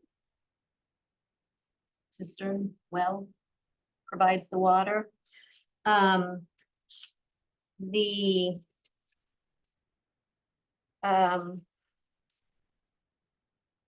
didn't see from the police chief the verified site security plan. With a fire alarm system plan. fire alarm's gonna be handled by the building code. Correct. Okay, they did, I know, I just, from the high school, I think you would reference that the planning board got that. There was also a geothermal And they called out the recharge system, which we might want to do as well. And then the stormwater management removal of 80% TSS. That's in the bylaw. Yeah. Um, It's also in the order of conditions in and Yeah. out use. um, And then again, the operations manual and just the things that go with that, operations and maintenance manual. But I can write these all up and Or just, send them to you. Or what? well, it seems to be the substantive ones are prohibiting irrigation after the first year that your application, or at least so just, We have to talk to the landscape architect. I think you represented that the first year, that there would be, to get the plants established, there would be irrigation. Laura, here. We had talked about some kind of operations and maintenance manual for the kind of ecological landscape plan, which may say something about an irrigation. I'm not on board with shutting off an irrigation system for after a year. We got how many hundreds of $1,000s in deaths in trees here, and we don't want them to die, so. Right. Very much, water management, sustainable water management. But we went through all that in the discussions with the irrigation, the horticulture and all that, so I don't feel like that's, That just came out of their documents, so I was just gonna say, put it in the order of conditions. That's what it said in your documents, that you were gonna irrigate for the first year and then go to well water. So I just thought that since we are, as a town, trying to conserve water. well water. We're not, But we don't have well water as part of that. Maybe it was in the Weston and Sampson. I also recall the landscape architect saying there would be irrigation for the establishment of the plants in roughly a year. But I think let's take the larger question, which is, should we create some sort of limit, irrigation water use limit, I guess, whether that's from none to. not an arbitrary one. I would say if there's a sustainable landscape, ecological landscape plan that is submitted to the town, that will have the goals in it. And then, that is sufficient. In my mind. There's a desire for long-term irrigation on some of the property. Should there, instead of utilizing town water, drill a well for irrigation purposes? If you recall, we do have a rain capture system with a 30,000 gallon cistern that's designed for the irrigation. The outer areas where the embankments are with the mature trees will be, I believe our landscape architect had recommended 2 years of establishment. And then the other irrigation, which is just recaptured water, would be only for the areas within the building area. That's the way I understood. Yes. So I think because their plan is specific already, then, and the plan, this permit will reference this plan set. If there's a departure from that and you decide to eliminate the rainwater capture system, you're gonna need to let us know, because the rainwater capture is part of many things in the application, which is gonna be referenced in the special permit. And I think I would feel comfortable with that being the issue where, Yeah, I mean, I'll write these up more coherently. This was all last minute. But I will write up the ones that I think merit discussion, because there's still some outstanding things in this Weston and Sampson memo that we haven't addressed, so we can address those as well. and so, go ahead. Some time ago, you would ask for comments from the board members to go to Mark, and I don't know if you received all those. You received some maybe, but if there was a period for when we submitted comments, and then if there was any discussion about why some got in or why some didn't, I think that we should maybe sort of collect our comments and then have a period, because I'm just concerned about things coming in late that are referencing another project. I think it's great to go back and see what we did before, particularly where blasting has been a concern. And we talked a lot about that last night, but I do think one of the strongest conditions, if we reference the discussions and the plans that we've already reviewed here specifically and keep it specific to the project. Yep. So maybe what we can do, can I make a suggestion in terms of process? That we've made some great progress tonight on these. We still have the Atwater Ave and Bike Lane discussion kind of is still outstanding. And Mark is working on that. I see Darren has his hand up. We'll get to you in just a second. Sorry, I think- Sarah, it's Peter. I have to go. I'm terribly sorry to interrupt. Okay, thank you, All Peter, right, for bye. joining us So we tonight. need to move to Yeah, extend the I think we can just finish out this little Can, process. okay. Process, Well, this is process. Yeah. Not. Okay. process, and not Okay. the, right, Well, what you should do first is vote to continue the hearing. okay, And then if you want to discuss process, Yeah. that's separate. When we hear from But Darren. No more no more comment about right. the application. Yeah, so I think your comments, Darren, we're gonna have to save if they're substantive, but if they're process, we'll take them after we close the hearing. Not close, continue the hearing. Okay, Okay, So not, they- they're not substantive, so.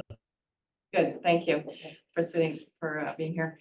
So I would take a motion to continue the public hearing to the next meeting, whatever it is, September 23rd at 6:30. We try to get the harbor done first this time. Yeah, we're close enough. Is there a process timeline to close these out? I think we want to try Goal? to do the dock, close the, yes, we want to try to get these done at, So you want to do it at 7? I didn't mean like what hour of the day. No. When Well, are, I- when I are we get it. trying to soon. finish? Okay, I think we're trying to finish the docks next time. okay. So, how about 7:30? I think we need an hour. Okay. I move to continue Continue. the self-signaling hearing to September 23rd at 7:30. Do I have a second? Second. Oh, second. Yeah. Laura, yeah, I was only saying that, now, I'm not trying to rush the deliberation, but I know that we all have to plan to not miss a single meeting. I know. And so the longer Right, these yeah. goes, I just want to make sure that I don't miss a meeting, and that's all I'm stating this for, personally. No, this stuff's important. well We have aware. a lot at stake. That's why we're not taking the docks. Okay. So we're gonna put you at 7:30. Is that a problem? Okay. What? I'll take a nap. Okay. So I have a motion and a second to continue the public hearing to September 23rd at 7:30 PM. Roll call vote, Gordon? Aye. Mary? Yes. Peter's abstaining, Sarah is voting yes, Yes. and Yes. Laura, thank you. Unanimous. Okay, process, my suggested, okay, Darren, do you have a suggestion about how to handle your conditions on process? Sure, yeah, I just wanted to flag that we did have a call with the applicant and with Mark last week, and we just went over, there's a few on-property items that were highlighted still, and we had received all that information, so all of the on-property comments from our peer review have been addressed, so I did want to just flag that there's no open on-property comments. I know there's a separate discussion on Atwater Ave and how that's going to be handled, but the actual site plan and special permit, our peer review is complete for the on-property portion. Great. Thank you. And then are there conditions that are not, well, let me suggest a Well, process. yeah, but you shouldn't really discuss. Okay, the so conditions. my suggestion is that you make these edits, Mhm. send them out to all of us Yep. as soon as possible, like in the next couple days. And then to Laura's point, we all review them and think about it, look through all of our documents, and Darren as well, and make sure that there are no omissions that we would like to suggest. We have suggestions, edits or suggested additions. We send them to you, Mhm. and then you include all of them now. Don't exclude anything. But with a recommendation, your recommendation Mhm. that those be, tabled or included. And that we get that to you before all of this happens, like by Monday of next week. So that then we have time to kind of digest it. And additional comments from Mark Levesky can Can be, we be included I in think the, we in the can. process? Yeah, Because, if we get things earlier, then we can hopefully get to the finish line together. and I'd like to have one document that shows. So, well, Mhm. so we don't have two documents, it's not, it's unclear. Laura, does that make sense? Two things. Can we start sort of below the line? We got through these 15 or whatever. Yeah, exactly, that's what I get. And then let's not keep going over those. And then additional new and at the same time, when you're potentially getting new comments, could we ask Mark, and I think we would have only copied Mark, nobody else, to look back? Because there was a previous time when you asked, please send your comments on a draft order conditions or special conditions. And so I guess I would- comments are definitely in there. So either let us know if you need us to resend, or please go back and look at those and add them to the list. Okay, so do you want people to, are you gonna find them or do you want people to resend them to you? Resend me, because some, Resend them. because some of those comments may Okay. not be Germane anymore. germane anymore. Okay, Right. So, or they may already be included in something Okay. else, and so. great. We might just resend just to, because it's faster. Yeah, Rather okay. than revisiting. And then I'm gonna ask Darren also to review the special permit and to make any additional comments as well, be part of that process. Sure. Thank you. Thank you.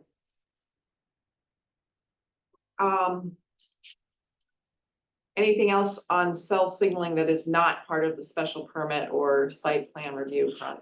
You know, anything else that's outside of that process? Questions? Okay, thank you very much. Thank you. Thank you. Okay, at this point, I'll open the hearing for the Reed Point and Morse Pier docks, and then with a motion to continue it. I'll take a motion to continue. I'll take a motion to continue the hearing scheduled for tonight for the Reed Park and Morse Pier docks, and continue it to September 23rd at 6:30 PM. So moved. Second? Second. Okay, thank you. Laura, roll call vote. Laura? Yes. Sue? Yes. Chair votes yes. Mary? Yes. Yes. And I think we do have a draft conditions in our packets. Same process. If you have specific comments, if you add or any edits on those, they're in the meeting packet. I think they're right there. What did you just say? We should have conditions that There is a draft. draft conditions. So again, send comment to Mark. So just because I am not a special permit expert. Yeah. The conditions are what is listed in special permit and site plan approval granted to that document yes. contains the special conditions. Yeah, and the Great. cell Thank signaling you. will start to take that form as Okay. well, Yes, the approval will Great. start to take that same that same form. form. So it'd be helpful, actually, we can put it in that same form. Okay, got Yeah. it. So comments to Mark, and I'm gonna say, can we get those comments to Mark by, do people need the weekend? Is this for cell signal? For all, for cell signaling and for, well, first Mark's gonna get back to us tonight's work. I think I was editing the one in our document. We don't need tonight's back. I would Okay. wait for tonight's back before we Okay. send our comments. Okay, Yeah, you don't- send your comments. That's too linear. We can get the cell signaling ones by, the end of the week. And the others by Monday or Tuesday of the following week. That'd be good. Okay, It's just cell signal. no, cell signaling by the end of the week, and the docks, the two dock ones. Also, Docs, not docs. DOCS, DOCKS. The watery kind of Piers, stuff. piers, how about that? Docs one. Okay, Gail has her hand raised, I'm sure, putting us straight on something. Gail, go ahead. Could you tell me who made and seconded the motion? I think Sue About made it, and Laura seconded it. Thank you. Okay. Great, thank you, Mark. So liaison committee task force updates. Harbor Management Group, Advisory Group is meeting tomorrow at 5 in room 7 or on Zoom. And I have forwarded them the Reed Park and Morse Pier plans, so we should have some input on those from them before we take up the final review of the docs. We've sort of took a break over the summer, I guess is the right way to put it. And now there is a talk about doing a survey of people's views about the harbor and so forth. So Is that the task force or the? that's the harbor management. We're doing the harbor management plan. Right. That's who you're gonna send it to? I already sent it to them. Okay. Yeah. Um, But if you want to hear their comments, it's tomorrow at 5. I will report back, but I, just as an aside, I went to look for them because I think it's all highly intertwined for the meeting minutes, and there hasn't been any meeting minutes posted for 2024 for that committee or task force, I should say. we didn't meet for a bunch of months. We actually have approved them and I have sent them to town clerk, so Oh. I'll check. Yeah. We're up to date on the minutes, actually. That'd be But good I if they can, could get posted. All right, no, I haven't looked, so that I will check. Karen, thank you. Yeah, Laura. When the harbor group meets, will you also discuss the draft order of conditions, or are you No, probably just the general. just what's in the proposals? Okay. Question across the minutes. I mean, they're not all approved, but I know I've sent them. As I write them. We're short of town clerk. Yeah. Right, but they've been sent. That was a while ago. Okay. But thank you for pointing that out. CPC, that's Chris, he's not here. Downtown improvement, any update? They also took a summer hiatus. Their next meeting is next week. Okay. Affordable Housing Trust is also Chris, MBTA Task Force, updates, I can, Sue? the MBTA task force never sleeps, never. Yeah, I know that. We did have a meeting, which I missed our most recent meeting, but I think, Mark, you were there. And they went through and made some minor revisions on the proposal, just tried to streamline based on Emily's input, correct? Yeah, Emily and I had met and we had gone through the zoning bylaw, the proposed document. And we removed things that were redundant to our already extensive site plan review. Design standards that we already have. There was a whole page of things that are already under that. And then we moved a few other items around and reworded a few things that were confusing. So that was presented to the committee at the time. And so that'll be forwarded to the planning board for some meeting upcoming when we have time to maybe after the 23rd, or we may want to around that time have a special meeting, maybe the following week, for just that. And the only other thing to add is the communication subcommittee has scheduled a public forum for Saturday, September 21st from 10 to 12 on the town common. It'd be great to have planning board members there. It's going to be just a very short introductory presentation, but then question, answer, comment from the public. That's the primary purpose. We'll have the information on the districts there, the maps, the charts of all the specifications, but as always, open to suggestions from the planning board of what would be important to include. So 10 to 12 Town Common on Saturday, the 21st. What's the time again on that? The time in the morning? 10 to 12 10 to is a 12. Saturday morning. It's gonna be outdoors? Yes. And if it's not outdoors, the rain location, I believe, will be the Masons. Oh, nice. Okay. So I'm FinCom. It's not on here, but I just wanted to give an update. They talked about the MBTA financial analysis.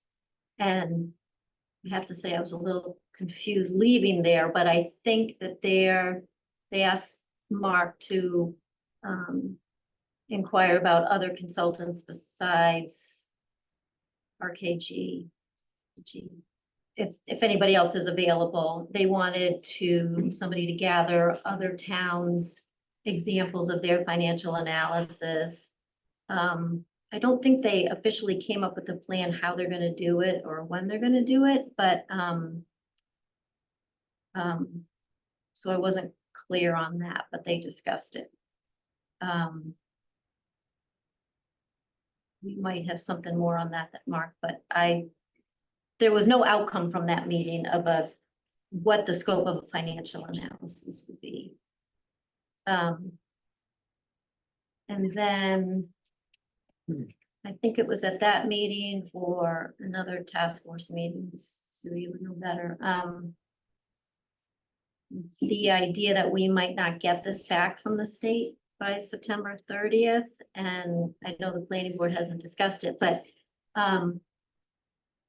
I guess I would like to see the board discuss or have a plan in place if we don't get it back from the state by the 30th, that residents know the steps of, because I've heard it mentioned that the town meeting might be postponed or canceled.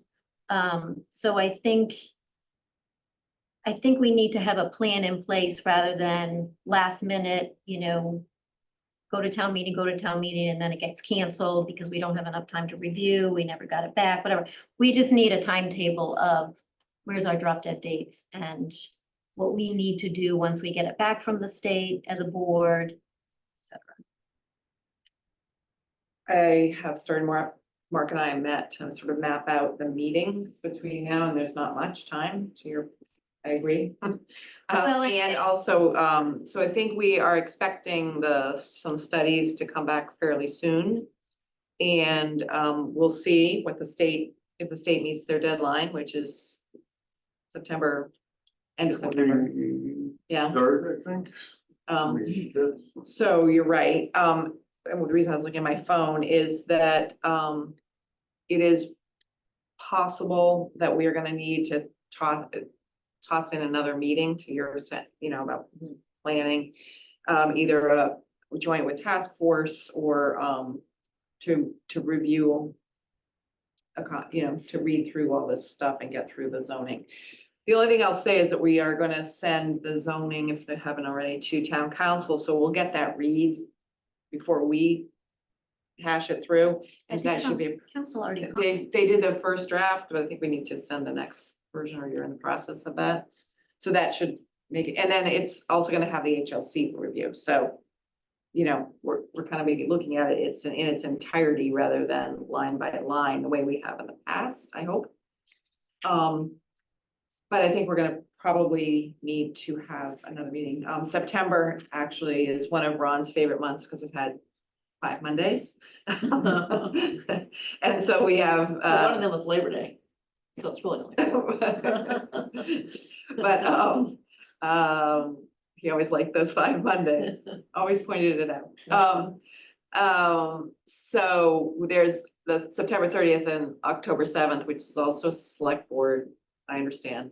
But we have an extra week in there that we made. So I think to Mary's point, when things come back, once we know, which we should know a lot more in the next week or two about the timing, and then we'll have to make decisions once we actually know what the. So I'd asked Emily about the timing and if EOHLC is keeping to their 90-day, and Oh. she replied, it says, my understanding is that EOHLC is keeping to its 90-day review. Oh, good.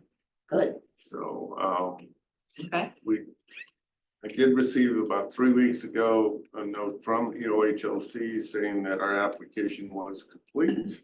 Oh, that's good. Which means, you know, They know where it is. they know where it is, they have it, and everything we submitted was what they needed. So Good, okay. So I think you're right. Its time is tight and we're definitely aware of that. Let's see how things shape out in the next few weeks, I think. So, and one question with this, and then it'll be a question after this topic. An email that we got from Lorraine Iavani asked if the town had notified EOHLC of Newport Park being deed restricted. And I have let people know I will follow up with their questions, so that since we're on this topic, have they been notified of that? Are they going to be notified? So, no, the property is on the state's list of properties that's eligible for the program. So as we've discussed before, there's 177 towns that are zoning hundreds of 1,000 properties or more in bigger communities. And the state is not going to be going through deed property by property reading deed description. So the point is, whether it's deed restricted or not, the zoning that we are writing and adopting does not restrict the use of the property. And that's what the state's concerned about, is what is being written and adopted by the town. Because deed restrictions can be lifted, they can be changed, town meeting can do it, the property owner can do it if it's a private restriction. So those things, apparently the state's okay with that. Just imagine if they had to review every single deed of every single property that's being proposed to be rezoned, and it'd take 5 years to, to go through all the communities. So, well, and the reason I raised that is that because town council highlighted that in their comments. they highlighted it as a Please let me concern. finish. Yes. And so they highlighted it. So I think it behooves the planning board to address that.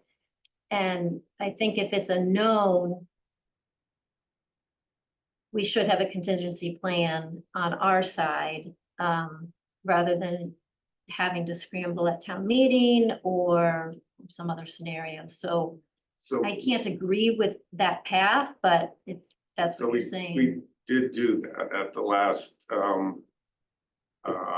task force meeting. Richard and I had worked on how do we adjust the model to make it work, and for the loss of the units at Newport Park. And so we presented 2 alternatives. One is adding a few properties to the north end of Pine Street, and then adding a few properties at this end of Pine Street going up the side street, I think that's Bennett Street. And then making some adjustments to the densities in a few of the other existing districts, and making a couple of corrections for a couple little errors, which added maybe 4 more units. And so we basically showed the committee that it was possible, and that and they were that's kind of where they left it. Is that's what, let's not go down that road with extended discussions, because we may not have to, but there is a plan in place that was presented to the committee. So can I, oh, go ahead. Sorry. I just, there was I wanted to just add, there were no votes taken on a different plan or anything. It was just Right. discussion. I watched the meeting since I wasn't there. I watched it later. But what I wanted to comment on the worry that this was flagged by town council. I take a lot of comfort in the fact that when we run the state's model, it's included. It, nothing happens to it. And we've hired this consultant who helped make the model, who's worked with the state, and she was adamant that we could include it. And so I rely on that, and am confident that we won't have an issue. The other, just one other thing is, this has been brought up a number of times. We actually voted to send the plan with Newport Park to the state. So that's, I think we decided that we were gonna send this as it was to the state. The second thing is, I also take comfort that the state has said our application is complete, which means that they did not require deed restrictions for parcels. If they wanted parcels, any list of deed restrictions, it would have been required as part of the application. And so therefore, I think we stay the course and see what happens in the next, unless. Know in a couple Yeah, of we'll weeks. know in a couple of weeks, and we kind of have a contingency plan, but it seems like it's all indications seem to be that we're moving in the right direction, so. Could I just ask that we get out on SharePoint, the new proposed version if need be, and that we have the latest models, the latest spreadsheets out there so that we know we're referencing the right data. I think we have a MBTA folder. So I'm not sure we want to put out a contingent plan at this point. It's very confusing. No, I'm not putting it out. I just, for planning board members, if It hasn't been It has, I think we should have. finalized. I can put out the revised language of Other the bylaw, and I think that's Yes, we need important the- to get out to everybody. I have the red line version that Emily and I worked on, and I think Yes, that's oh, important yeah. for. I'm just saying that the properties that were discussed, because I'd be curious what, if Newport Park has to come off, what did the task force who's, helping the planning board, I think it's fair for the planning board members to know. Well, I'm not sure the task force has agreed. It was discussions. It was, And But it's I possible. watched the meeting afterwards. There were discussions. There was no agreement on this will be our backup plan and let's present this to the planning board. So it's just way too premature and informal, I think. so I think, the question is, was there an opportunity, is there something that's possible? There are lots of things that are possible. Lots of things. Right. I So could let's, create another 5 acre. Let's see if it's what the state comes back with. They're gonna meet their deadline, and hopefully this issue will go away. So September 23rd, not the 30th. Is that right? It's, September 23rd is our next meeting. But yeah. So we would maybe. know by our next meeting. We might, I'd have to look up what the date it was officially submitted. It was June in the 20s, so Okay. I don't really remember whether. Then we only had 3 meetings after that. Great, that's why I'm saying we're probably. Well, it was submitted after a select board meeting in June, so it took another week or. All right, let's hold on that. And then just another issue that Nate brought up tonight that we just should be aware of. I think, and what okay, the issue is, recall that we moved stormwater from our zoning to the general bylaws, so it would have broader applicability. And to more things rather than just when you're getting doing a building. And we use the state's model bylaw. So apparently the federal EPA has decided that the state's model bylaw is insufficient or inadequate. Wow. And so now the EPA is breathing down the state and or the town's neck to modify the stormwater general bylaw again with another model. And Greg really wants to have that happen in fall, as Nate implied. So happily for us, it's not a zoning matter, so we do not have to hold hearings, and it would be the select board that will hold them. But we will have, maybe even as early as the next meeting, because we'll have so much, the other meetings.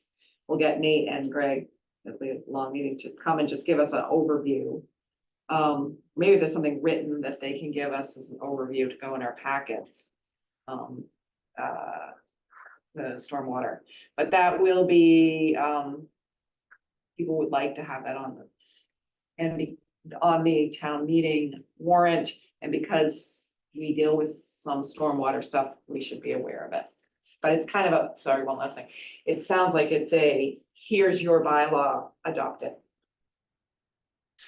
Are we, as a planning board, required to give an opinion? Does this fall within those No, I don't things? think so. Great. Enough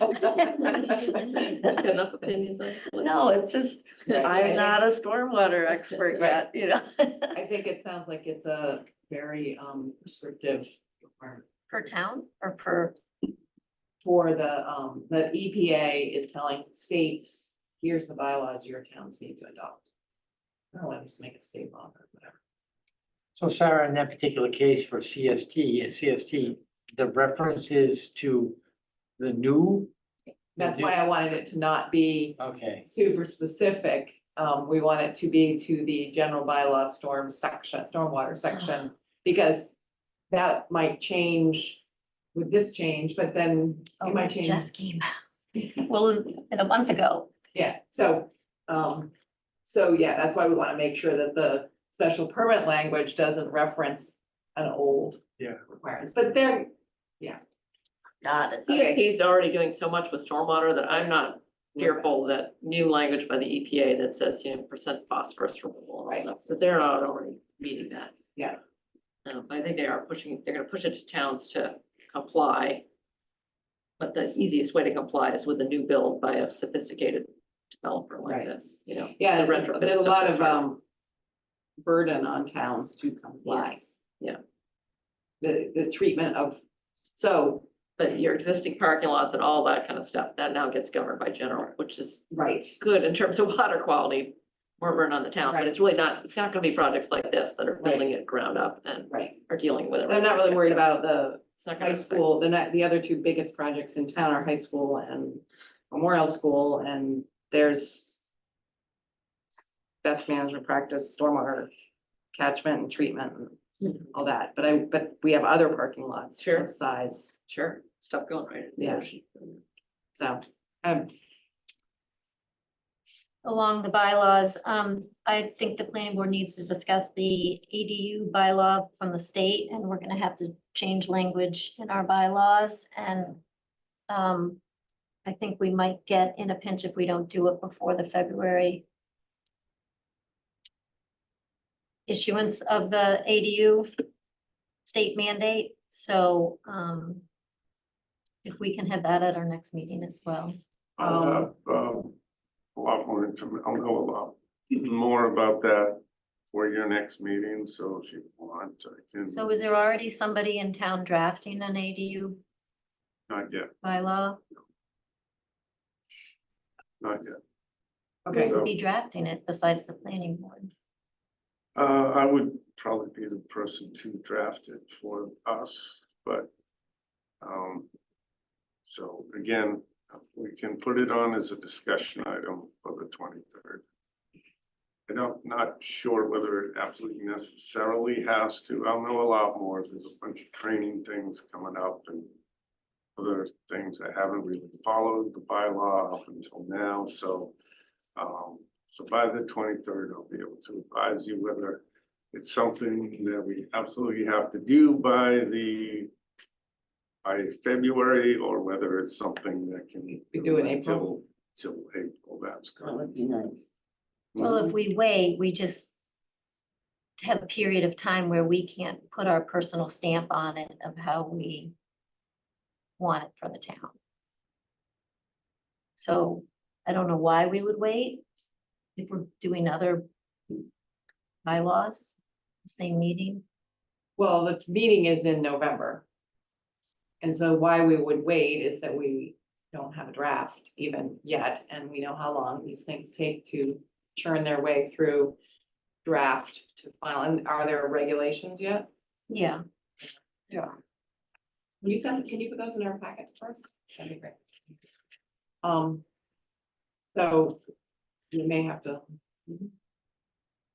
We'll see. Well, yeah, we'll We'll see. see. Okay, great. We'll put that on the agenda for the next meeting as well. I'd like to try to get those like that and decisions made on a couple of those things. And maybe get. advice from the accountants.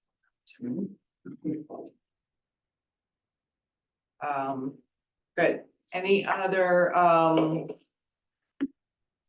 things, updates? Any public comment? Okay, approval of minutes. We have July 22nd and August 12th. I didn't see. You do August not 12th. have August 12th, and July Okay. 22nd was put in late. I apologize. I didn't see either. Okay, yeah, I was doing it this weekend, so I guess, unless we have a critical mass of people who can. I looked at them. I read the July 22nd. Okay. Do you want to take a minute and look at them, or should we do that next meeting? We can look at them I have not live if looked you at want. them. I mean, if they don't, What?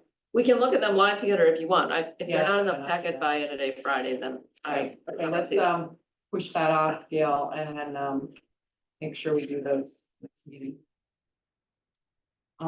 Okay, any other business?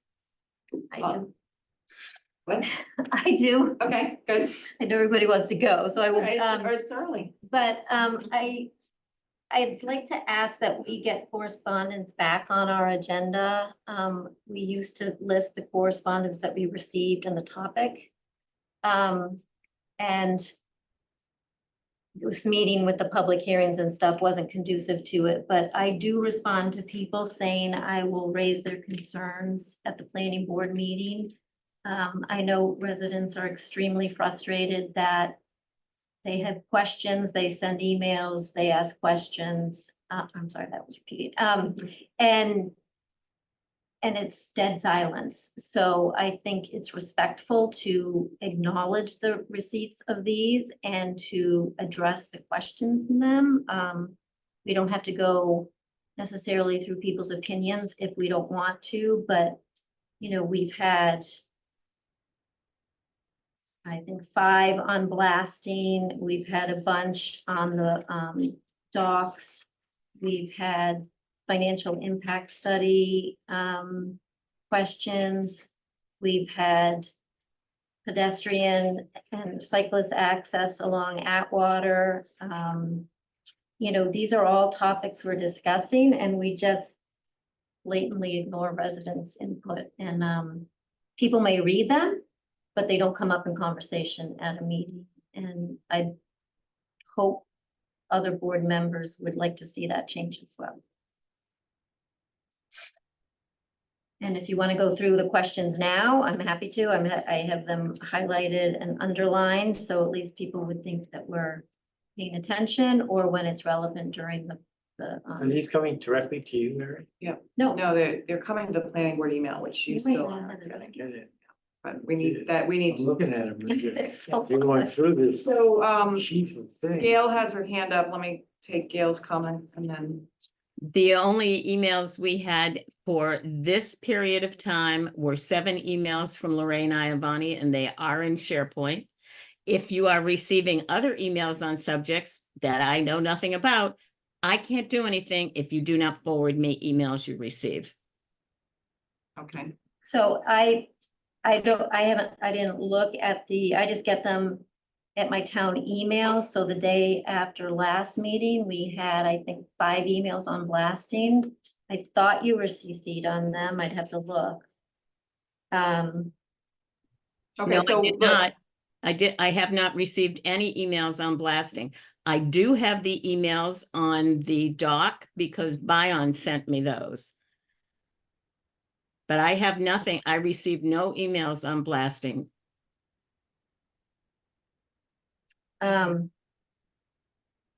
So I don't know who forwards them to you. I know the other planning board members received them. I don't know what the process is.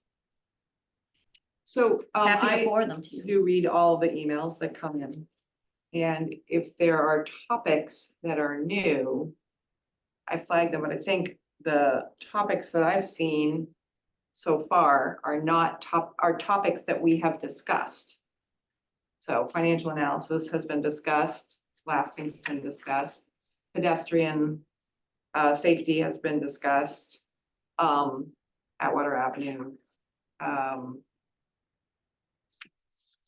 Fueling at the dock, which at the docks has been discussed. Those are the ones up on the top of my head. So I think it's one of those challenges with our I do think Mary is correct that we should take citizens' emails seriously and read them. But I'm not sure I agree that we have to address them all in line by line or questions. It's hard to, if every question gets answered, it's maybe Mark, you advice on how to handle this. So technically, when people send you stuff, questions and things, technically you really only have to respond to requests for public documents. People asking your opinions, or what's the board gonna do about this, or what are you gonna do about that? You do not have to respond. They're asking for your opinions about things. You sit as a board and make a joint opinion decision. So you can choose to have individual conversations, whether it's by email or by voice, phone calls with people, that's your choice. But you do not have to respond personally and individually to every question that comes in. So, because it can be very time consuming to do so. Well, I put blasting in a folder and there's 1, 2, 3, 4, 5, 6, 7, 8, 9, 10, 11, 12 emails that I read. But I think we've had last discussions about this here and so. And the public comment is meant to be just that, to inform you, so that when you do hold those discussions, you're aware of concerns of people, whether it's whatever the issue is, so that you know what those concerns are, which is why you put it in SharePoint so you can all read it. But to respond individually to lots of questions is not, is a little kind of going beyond the scope. Well, the other thing is we're getting copied on because 39 people were copied on that email. We're getting the thank you and the, we're party to all of those. I didn't count those, but I think if, yes, you look at the letter of the law, is it a planning board member requirement to address this? I think it boils down to what kind of board do we want to be? And as a board, if you're saying you don't want to acknowledge these at a public meeting, I don't think residents are going to wait till 9 o'clock for public comment. I am more than happy to answer, and I have with some of them, my opinion or send emails to town employees to try to get answers for residents. I think it just boils down to what kind of board do we want to be? And I think completely ignoring it on the agenda, completely ignoring it at a public meeting is disrespectful. To me personally, other people have differing views of how to handle this. So I am just voicing my opinion, asking if other board members agree with that or not, or do they want to just business as usual and kind of ignore what gets sent to us. Gail, we used to have them on We used to have public a list of correspondence on. I think Ron used to acknowledge correspondence with a list. You had a Did you- section, you had a title correspondence, and when we adjusted and shortened the agenda, correspondence was not included. But we can add it back, but I didn't, if I do not have the email, and it's, by the way, the emails are also, if the email is a single email, it can be managed in the meeting packet. If it is a series of emails and it is 30 pages long, and believe me, several of the emails I have received are multiple pages long, it's virtually impossible to put that in the meeting packet. The meeting packet would be 200 pages long. If I don't have the email, I can't list the emails. We never listed each email, each bit of correspondence. All we had on the agenda was correspondence. That's, I mean, you can go back and look at the agendas. It's just not true. We used to list out the person that sent it.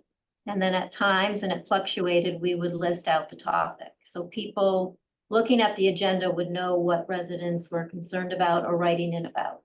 I've been happy- doing this for 4 years and never did that. Mary, you looked in detail at the correspondence. Are there any topics that, like I said, I've read them all, but that I missed that we have not discussed at all? I think there's topics or specifics. I mean, topics, the topics are blasting, harbor, MBTA financial studies. I mean, this is just the past couple of weeks, so the question that I asked about Newport Park and EOHLC and the We've answered that one tonight in our meeting. I mean, a lot of these things come up in our. well, I just asked, Yeah. because it was an email. The the fueling station. We did not take the harbor up tonight. That was Well, we discussed that last. at last time. Right. I had specifically addressed Right. that. So I. Mayan also answered that email, sorry. So Mayan Mary, go ahead. I'm getting the gist of, rather than, oh, that's a great idea, we're looking for reasons why it's not. So I have said my piece and I will leave it at that. Disappointing, I'll be honest with you, but So I'm trying to understand, your request is to list out each piece of correspondence and the topic on our agenda? yeah, like we used to, and I'm happy because I went through them today, the agendas. I can send people examples, what we used to do, and because lots of times we don't have any correspondence, but when you have two public hearings going on, you're gonna get an uptick in correspondence with people's comments, questions, and concerns. And Would you be willing to take the letters that come in and make sure we save them to the SharePoint, maybe make a subfolder in a meeting of correspondence so that we make sure all the correspondence gets into the meeting folder? that's irrelevant of the point that I'm bringing up. If somebody wants to take them from the email and put them in the folder, fine. But my point is to address them at a meeting and address residents.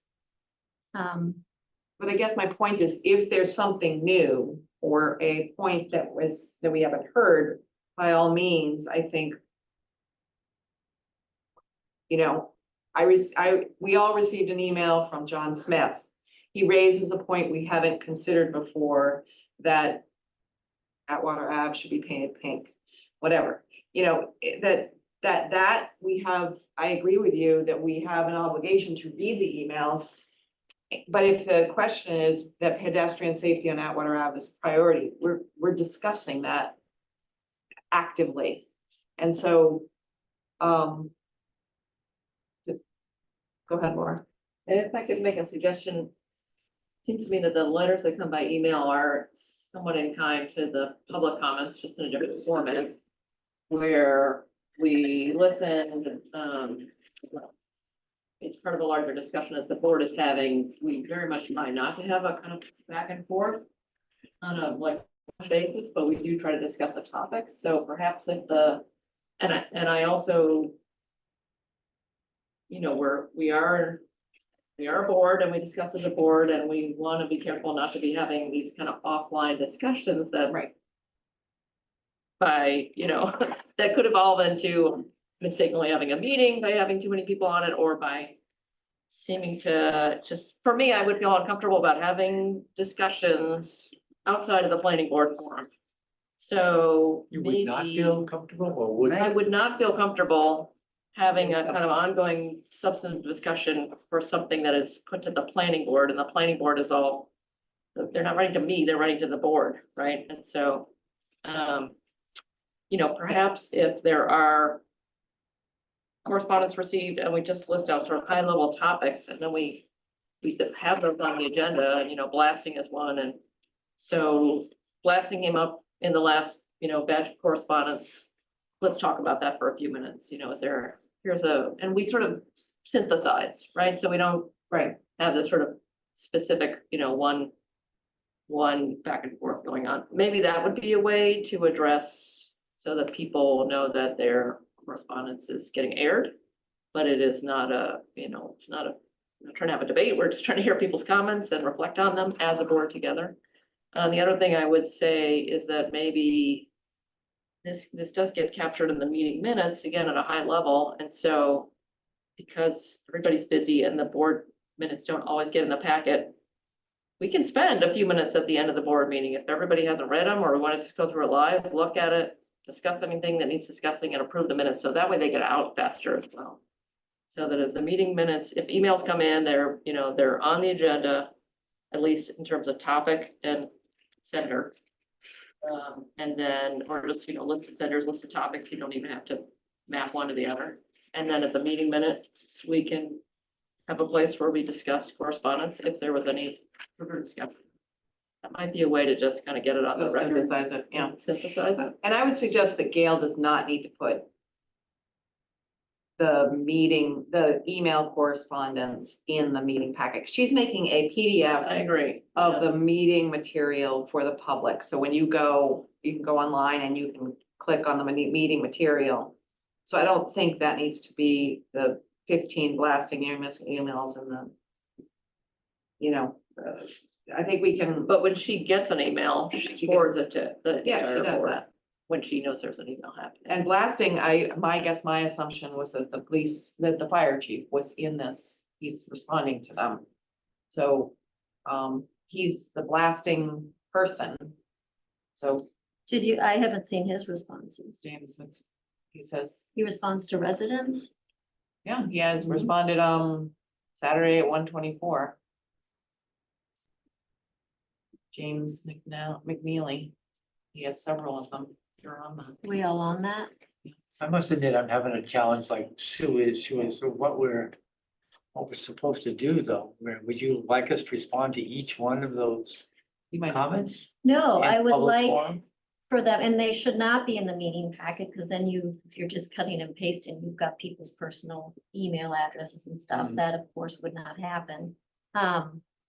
But it is public. Wait a minute. Yeah, It is public. absolutely public. If Well, of course the And- content is, but again, we can do people's things. email address, if they send us an email and it comes, it's absolutely public.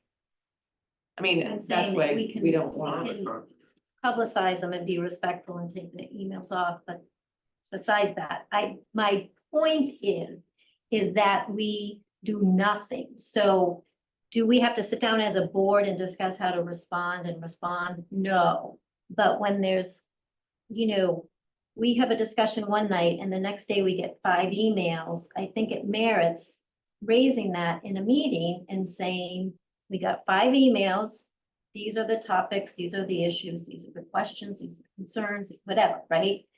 Because we're here for the public and they send us stuff, and people listening in will have no idea we get correspondence or have no idea there's outstanding questions. And then the people that send the emails in, they feel as if it goes into a black hole. And so what happens is people just tune out. And, we think, oh, nobody cares, nobody's paying attention. Well, they probably did pay attention. They probably did send emails and just said, forget it, nobody's listening. So I am trying to write that ship, but it's very, very hard process. So, and I can respond to emails. That's, Then it becomes your opinion, your personal of opinion. course, and that's what I state on it. There's no issue with the quorum or anything like that. But if we can't, even as a board, say, yes, we're gonna address this in public, then I'm not gonna just continue on the path and ignore them. What would the harm be in that, Sarah? If we got 5 emails about blasting, don't mention the individual, just note that the subject matter says there's issues with blasting, this is how we're Trying to do a doing little better job, I think, on trying to acknowledge the emails.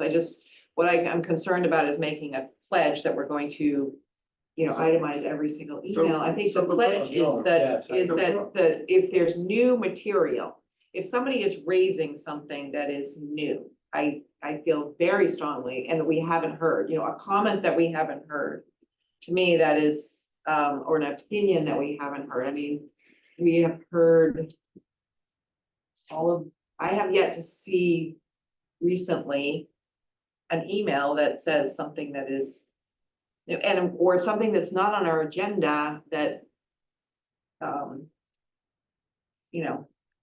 don't know, we get a lot of emails. So, a couple things. One, if we get emails that are specific to an application, or a question or a statement about application.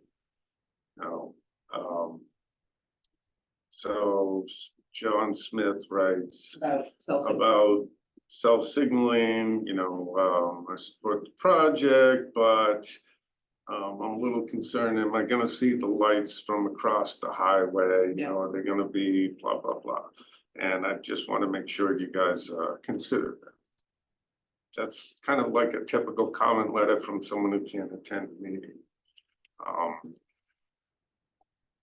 A letter like that in many towns is just read into the record at the beginning of the, opening the next hearing of this is the correspondence that we got, and just read it into the record, and it usually takes a few seconds and it's done. And, you may discuss it, or you may go, well, we already talked about lighting, or we're going to talk about lighting at the next meeting or whatever. A lot of the other correspondence is just general correspondence and comments about what we're doing on other projects we're working on, whether it's a zoning thing or something like that, a policy or our own bylaws, that type of stuff. Those are things that should be shared in SharePoint, but not necessarily placed on agendas or topics of discussion until such time. I mean, you now are aware of it. Somebody doesn't like the fact that we're writing a bylaw on a particular topic. You know that, but if something the board's already decided on, or they think that there's a specific concern about an element of that, you're aware of it. So, but I don't think those items necessarily have to be on the agenda and read and etc. So those that are related to the special permits should be an open application that are specific to and germane to the topic. Can we summarize them rather than reading them into the record unless, You can. lot? Yeah, you can. You're not required to. It's as long as it's, Would you be willing to, Mary, to help make a list of those that have come in for the cell signaling and the docs, so that we can acknowledge those at the next, in the next hearing? We had an email from Marina Ravani about proposing fueling on the docks. We had an email from, if you could take and summarize those lists, that I think that would be very So for all the emails that we receive, related to the permits, but sure for all. The open special, the special permit, permits, open with the hearings. Yeah, which is the docs and the cell signal, let's start with those. I mean, you can, so you don't want to acknowledge other emails, just well, let's start with those to, special for permit. the next week and we'll try to characterize those going forward that come in. So you what know, I'll do is I will send make a to list. Gail examples of this year and last year of how we used to have our agendas. And so we can get back to the first topic is acknowledging receipt of correspondence and list them out, correct? I think I was saying something different. I was suggesting that for cell signaling and for the open hearing for Reed Park and Morse Pier, 3 different special permits, that we have a list, that you type up a list that says, Lorraine Iavani, this date, And a quick would like synopsis. to have a summary of the financials for cell signaling. And then we can say, we had a comment that Lorraine believes that the financials are important for us to review. So we can kind of just go through them in a summary fashion. And I agree with that Um, part, but also have it on the agenda so residents know if people are having concerns or not, or people are writing in or not. So I'd like to suggest we start with the special permits. I hear what you're saying, and then we can try to get back to that if people think it's important. But given that it's a large volume right now, if we can at least start with the special permits, if you want to do both, that would be fine, I think. But let's start with the special permits. If you could summarize them, that would be really helpful. So I guess my last question is, who decided to take it off the agenda? I did. I was trying to shorten the meetings. Well, the agenda just lists the correspondence. So it's unknown to me why we wouldn't want people to know that residents write in. But Yeah, there was So a what lot of happens, flack. what happened to that, Mary? But- That's the list there right there. Did you address each one of those? No, with a we just concern? acknowledge we would usually just, but Acknowledge you them. could say, okay, there was a Acknowledge it. public Yeah. hearing I notice think from Wenham. You're right, it's a courtesy. And But you, except, unless it's related to a specific application, you Right. often end up in an extended discussion. Right. We didn't, we just when you acknowledged. have lots of projects and things that you really need to focus on, you end up in an extended discussion about No. some topic that's. We didn't- really not we would really- just discuss anything, it was just listed, and again, it's transparency, it's open government. Okay, I think I hear We've you. Chosen not to. Well, I think we can get better. I don't think it's necessarily bad. I think it's a little overwhelming right now, so. See how it If that- works. Yeah. I do have to say, one, Mark brought up I was feeling a little soreness in my arm today, and then the scab was over, and then Mark just pulled it right off. About people being unaware, someone's thinking about the glow of the light, that little light dome that's gonna sit over the project. I know we're gonna say it doesn't exist or it won't exist, and people don't need to be aware of it because it's not gonna happen, but it is. It is, no matter what we do, it's gonna be at some level, there's gonna be a light glow in the horizon here. And so I hate to have, but the reality of that and the promises we make, such as when she said, when that lady said she was not gonna be too blasted, and then next day there was 2 blast, stuff like that. How do we avoid that, making those divine, hard comments, opinions, and knowing full well that it's not gonna be the case? Oh, yeah. That I see is something we definitely need to address, whether it's our purview or not. They use us as the vehicle. Well, I mean, you can't make promises you can't keep, so to speak. So, I mean, obviously. We talked about that obviously- light dome, that's why. I Well, quoted obviously, a you. developed piece of property versus an undeveloped piece of property. They're gonna have parking lot lighting. It will have, but the whole idea of reviewing plans is to ensure that it's not lit up like a used car lot. And that sufficient lighting for the safety of the people who are utilizing the site, but it doesn't create undue glare and light pollution. Okay. And so I think that's the the best way you can answer a question like that as it pertains to lighting. You know, if you had neighbors around there, you're trying to assure them that, you know, they're not gonna be able to sit in their living room and read the newspaper at 11 o'clock at night from the lights. Well, that's one of the examples that from a McDonald's that got developed, where there was unshielded lights. Literally, you could drive over there at night and bright light was blasting against this guy's house. So, I agree fully with all that. I definitely agree fully with that, but having been on the developer side of the equation here, we did our photometrics. We had a big parking lot, whatever, when I was doing retail design or office planning and in a big parking lot like that. We came up with our photometrics. We came up with a shielded lights. We lowered the light fixture down here, but in our heart of hearts, I know that there's gonna be a light dome over it no matter what we do here.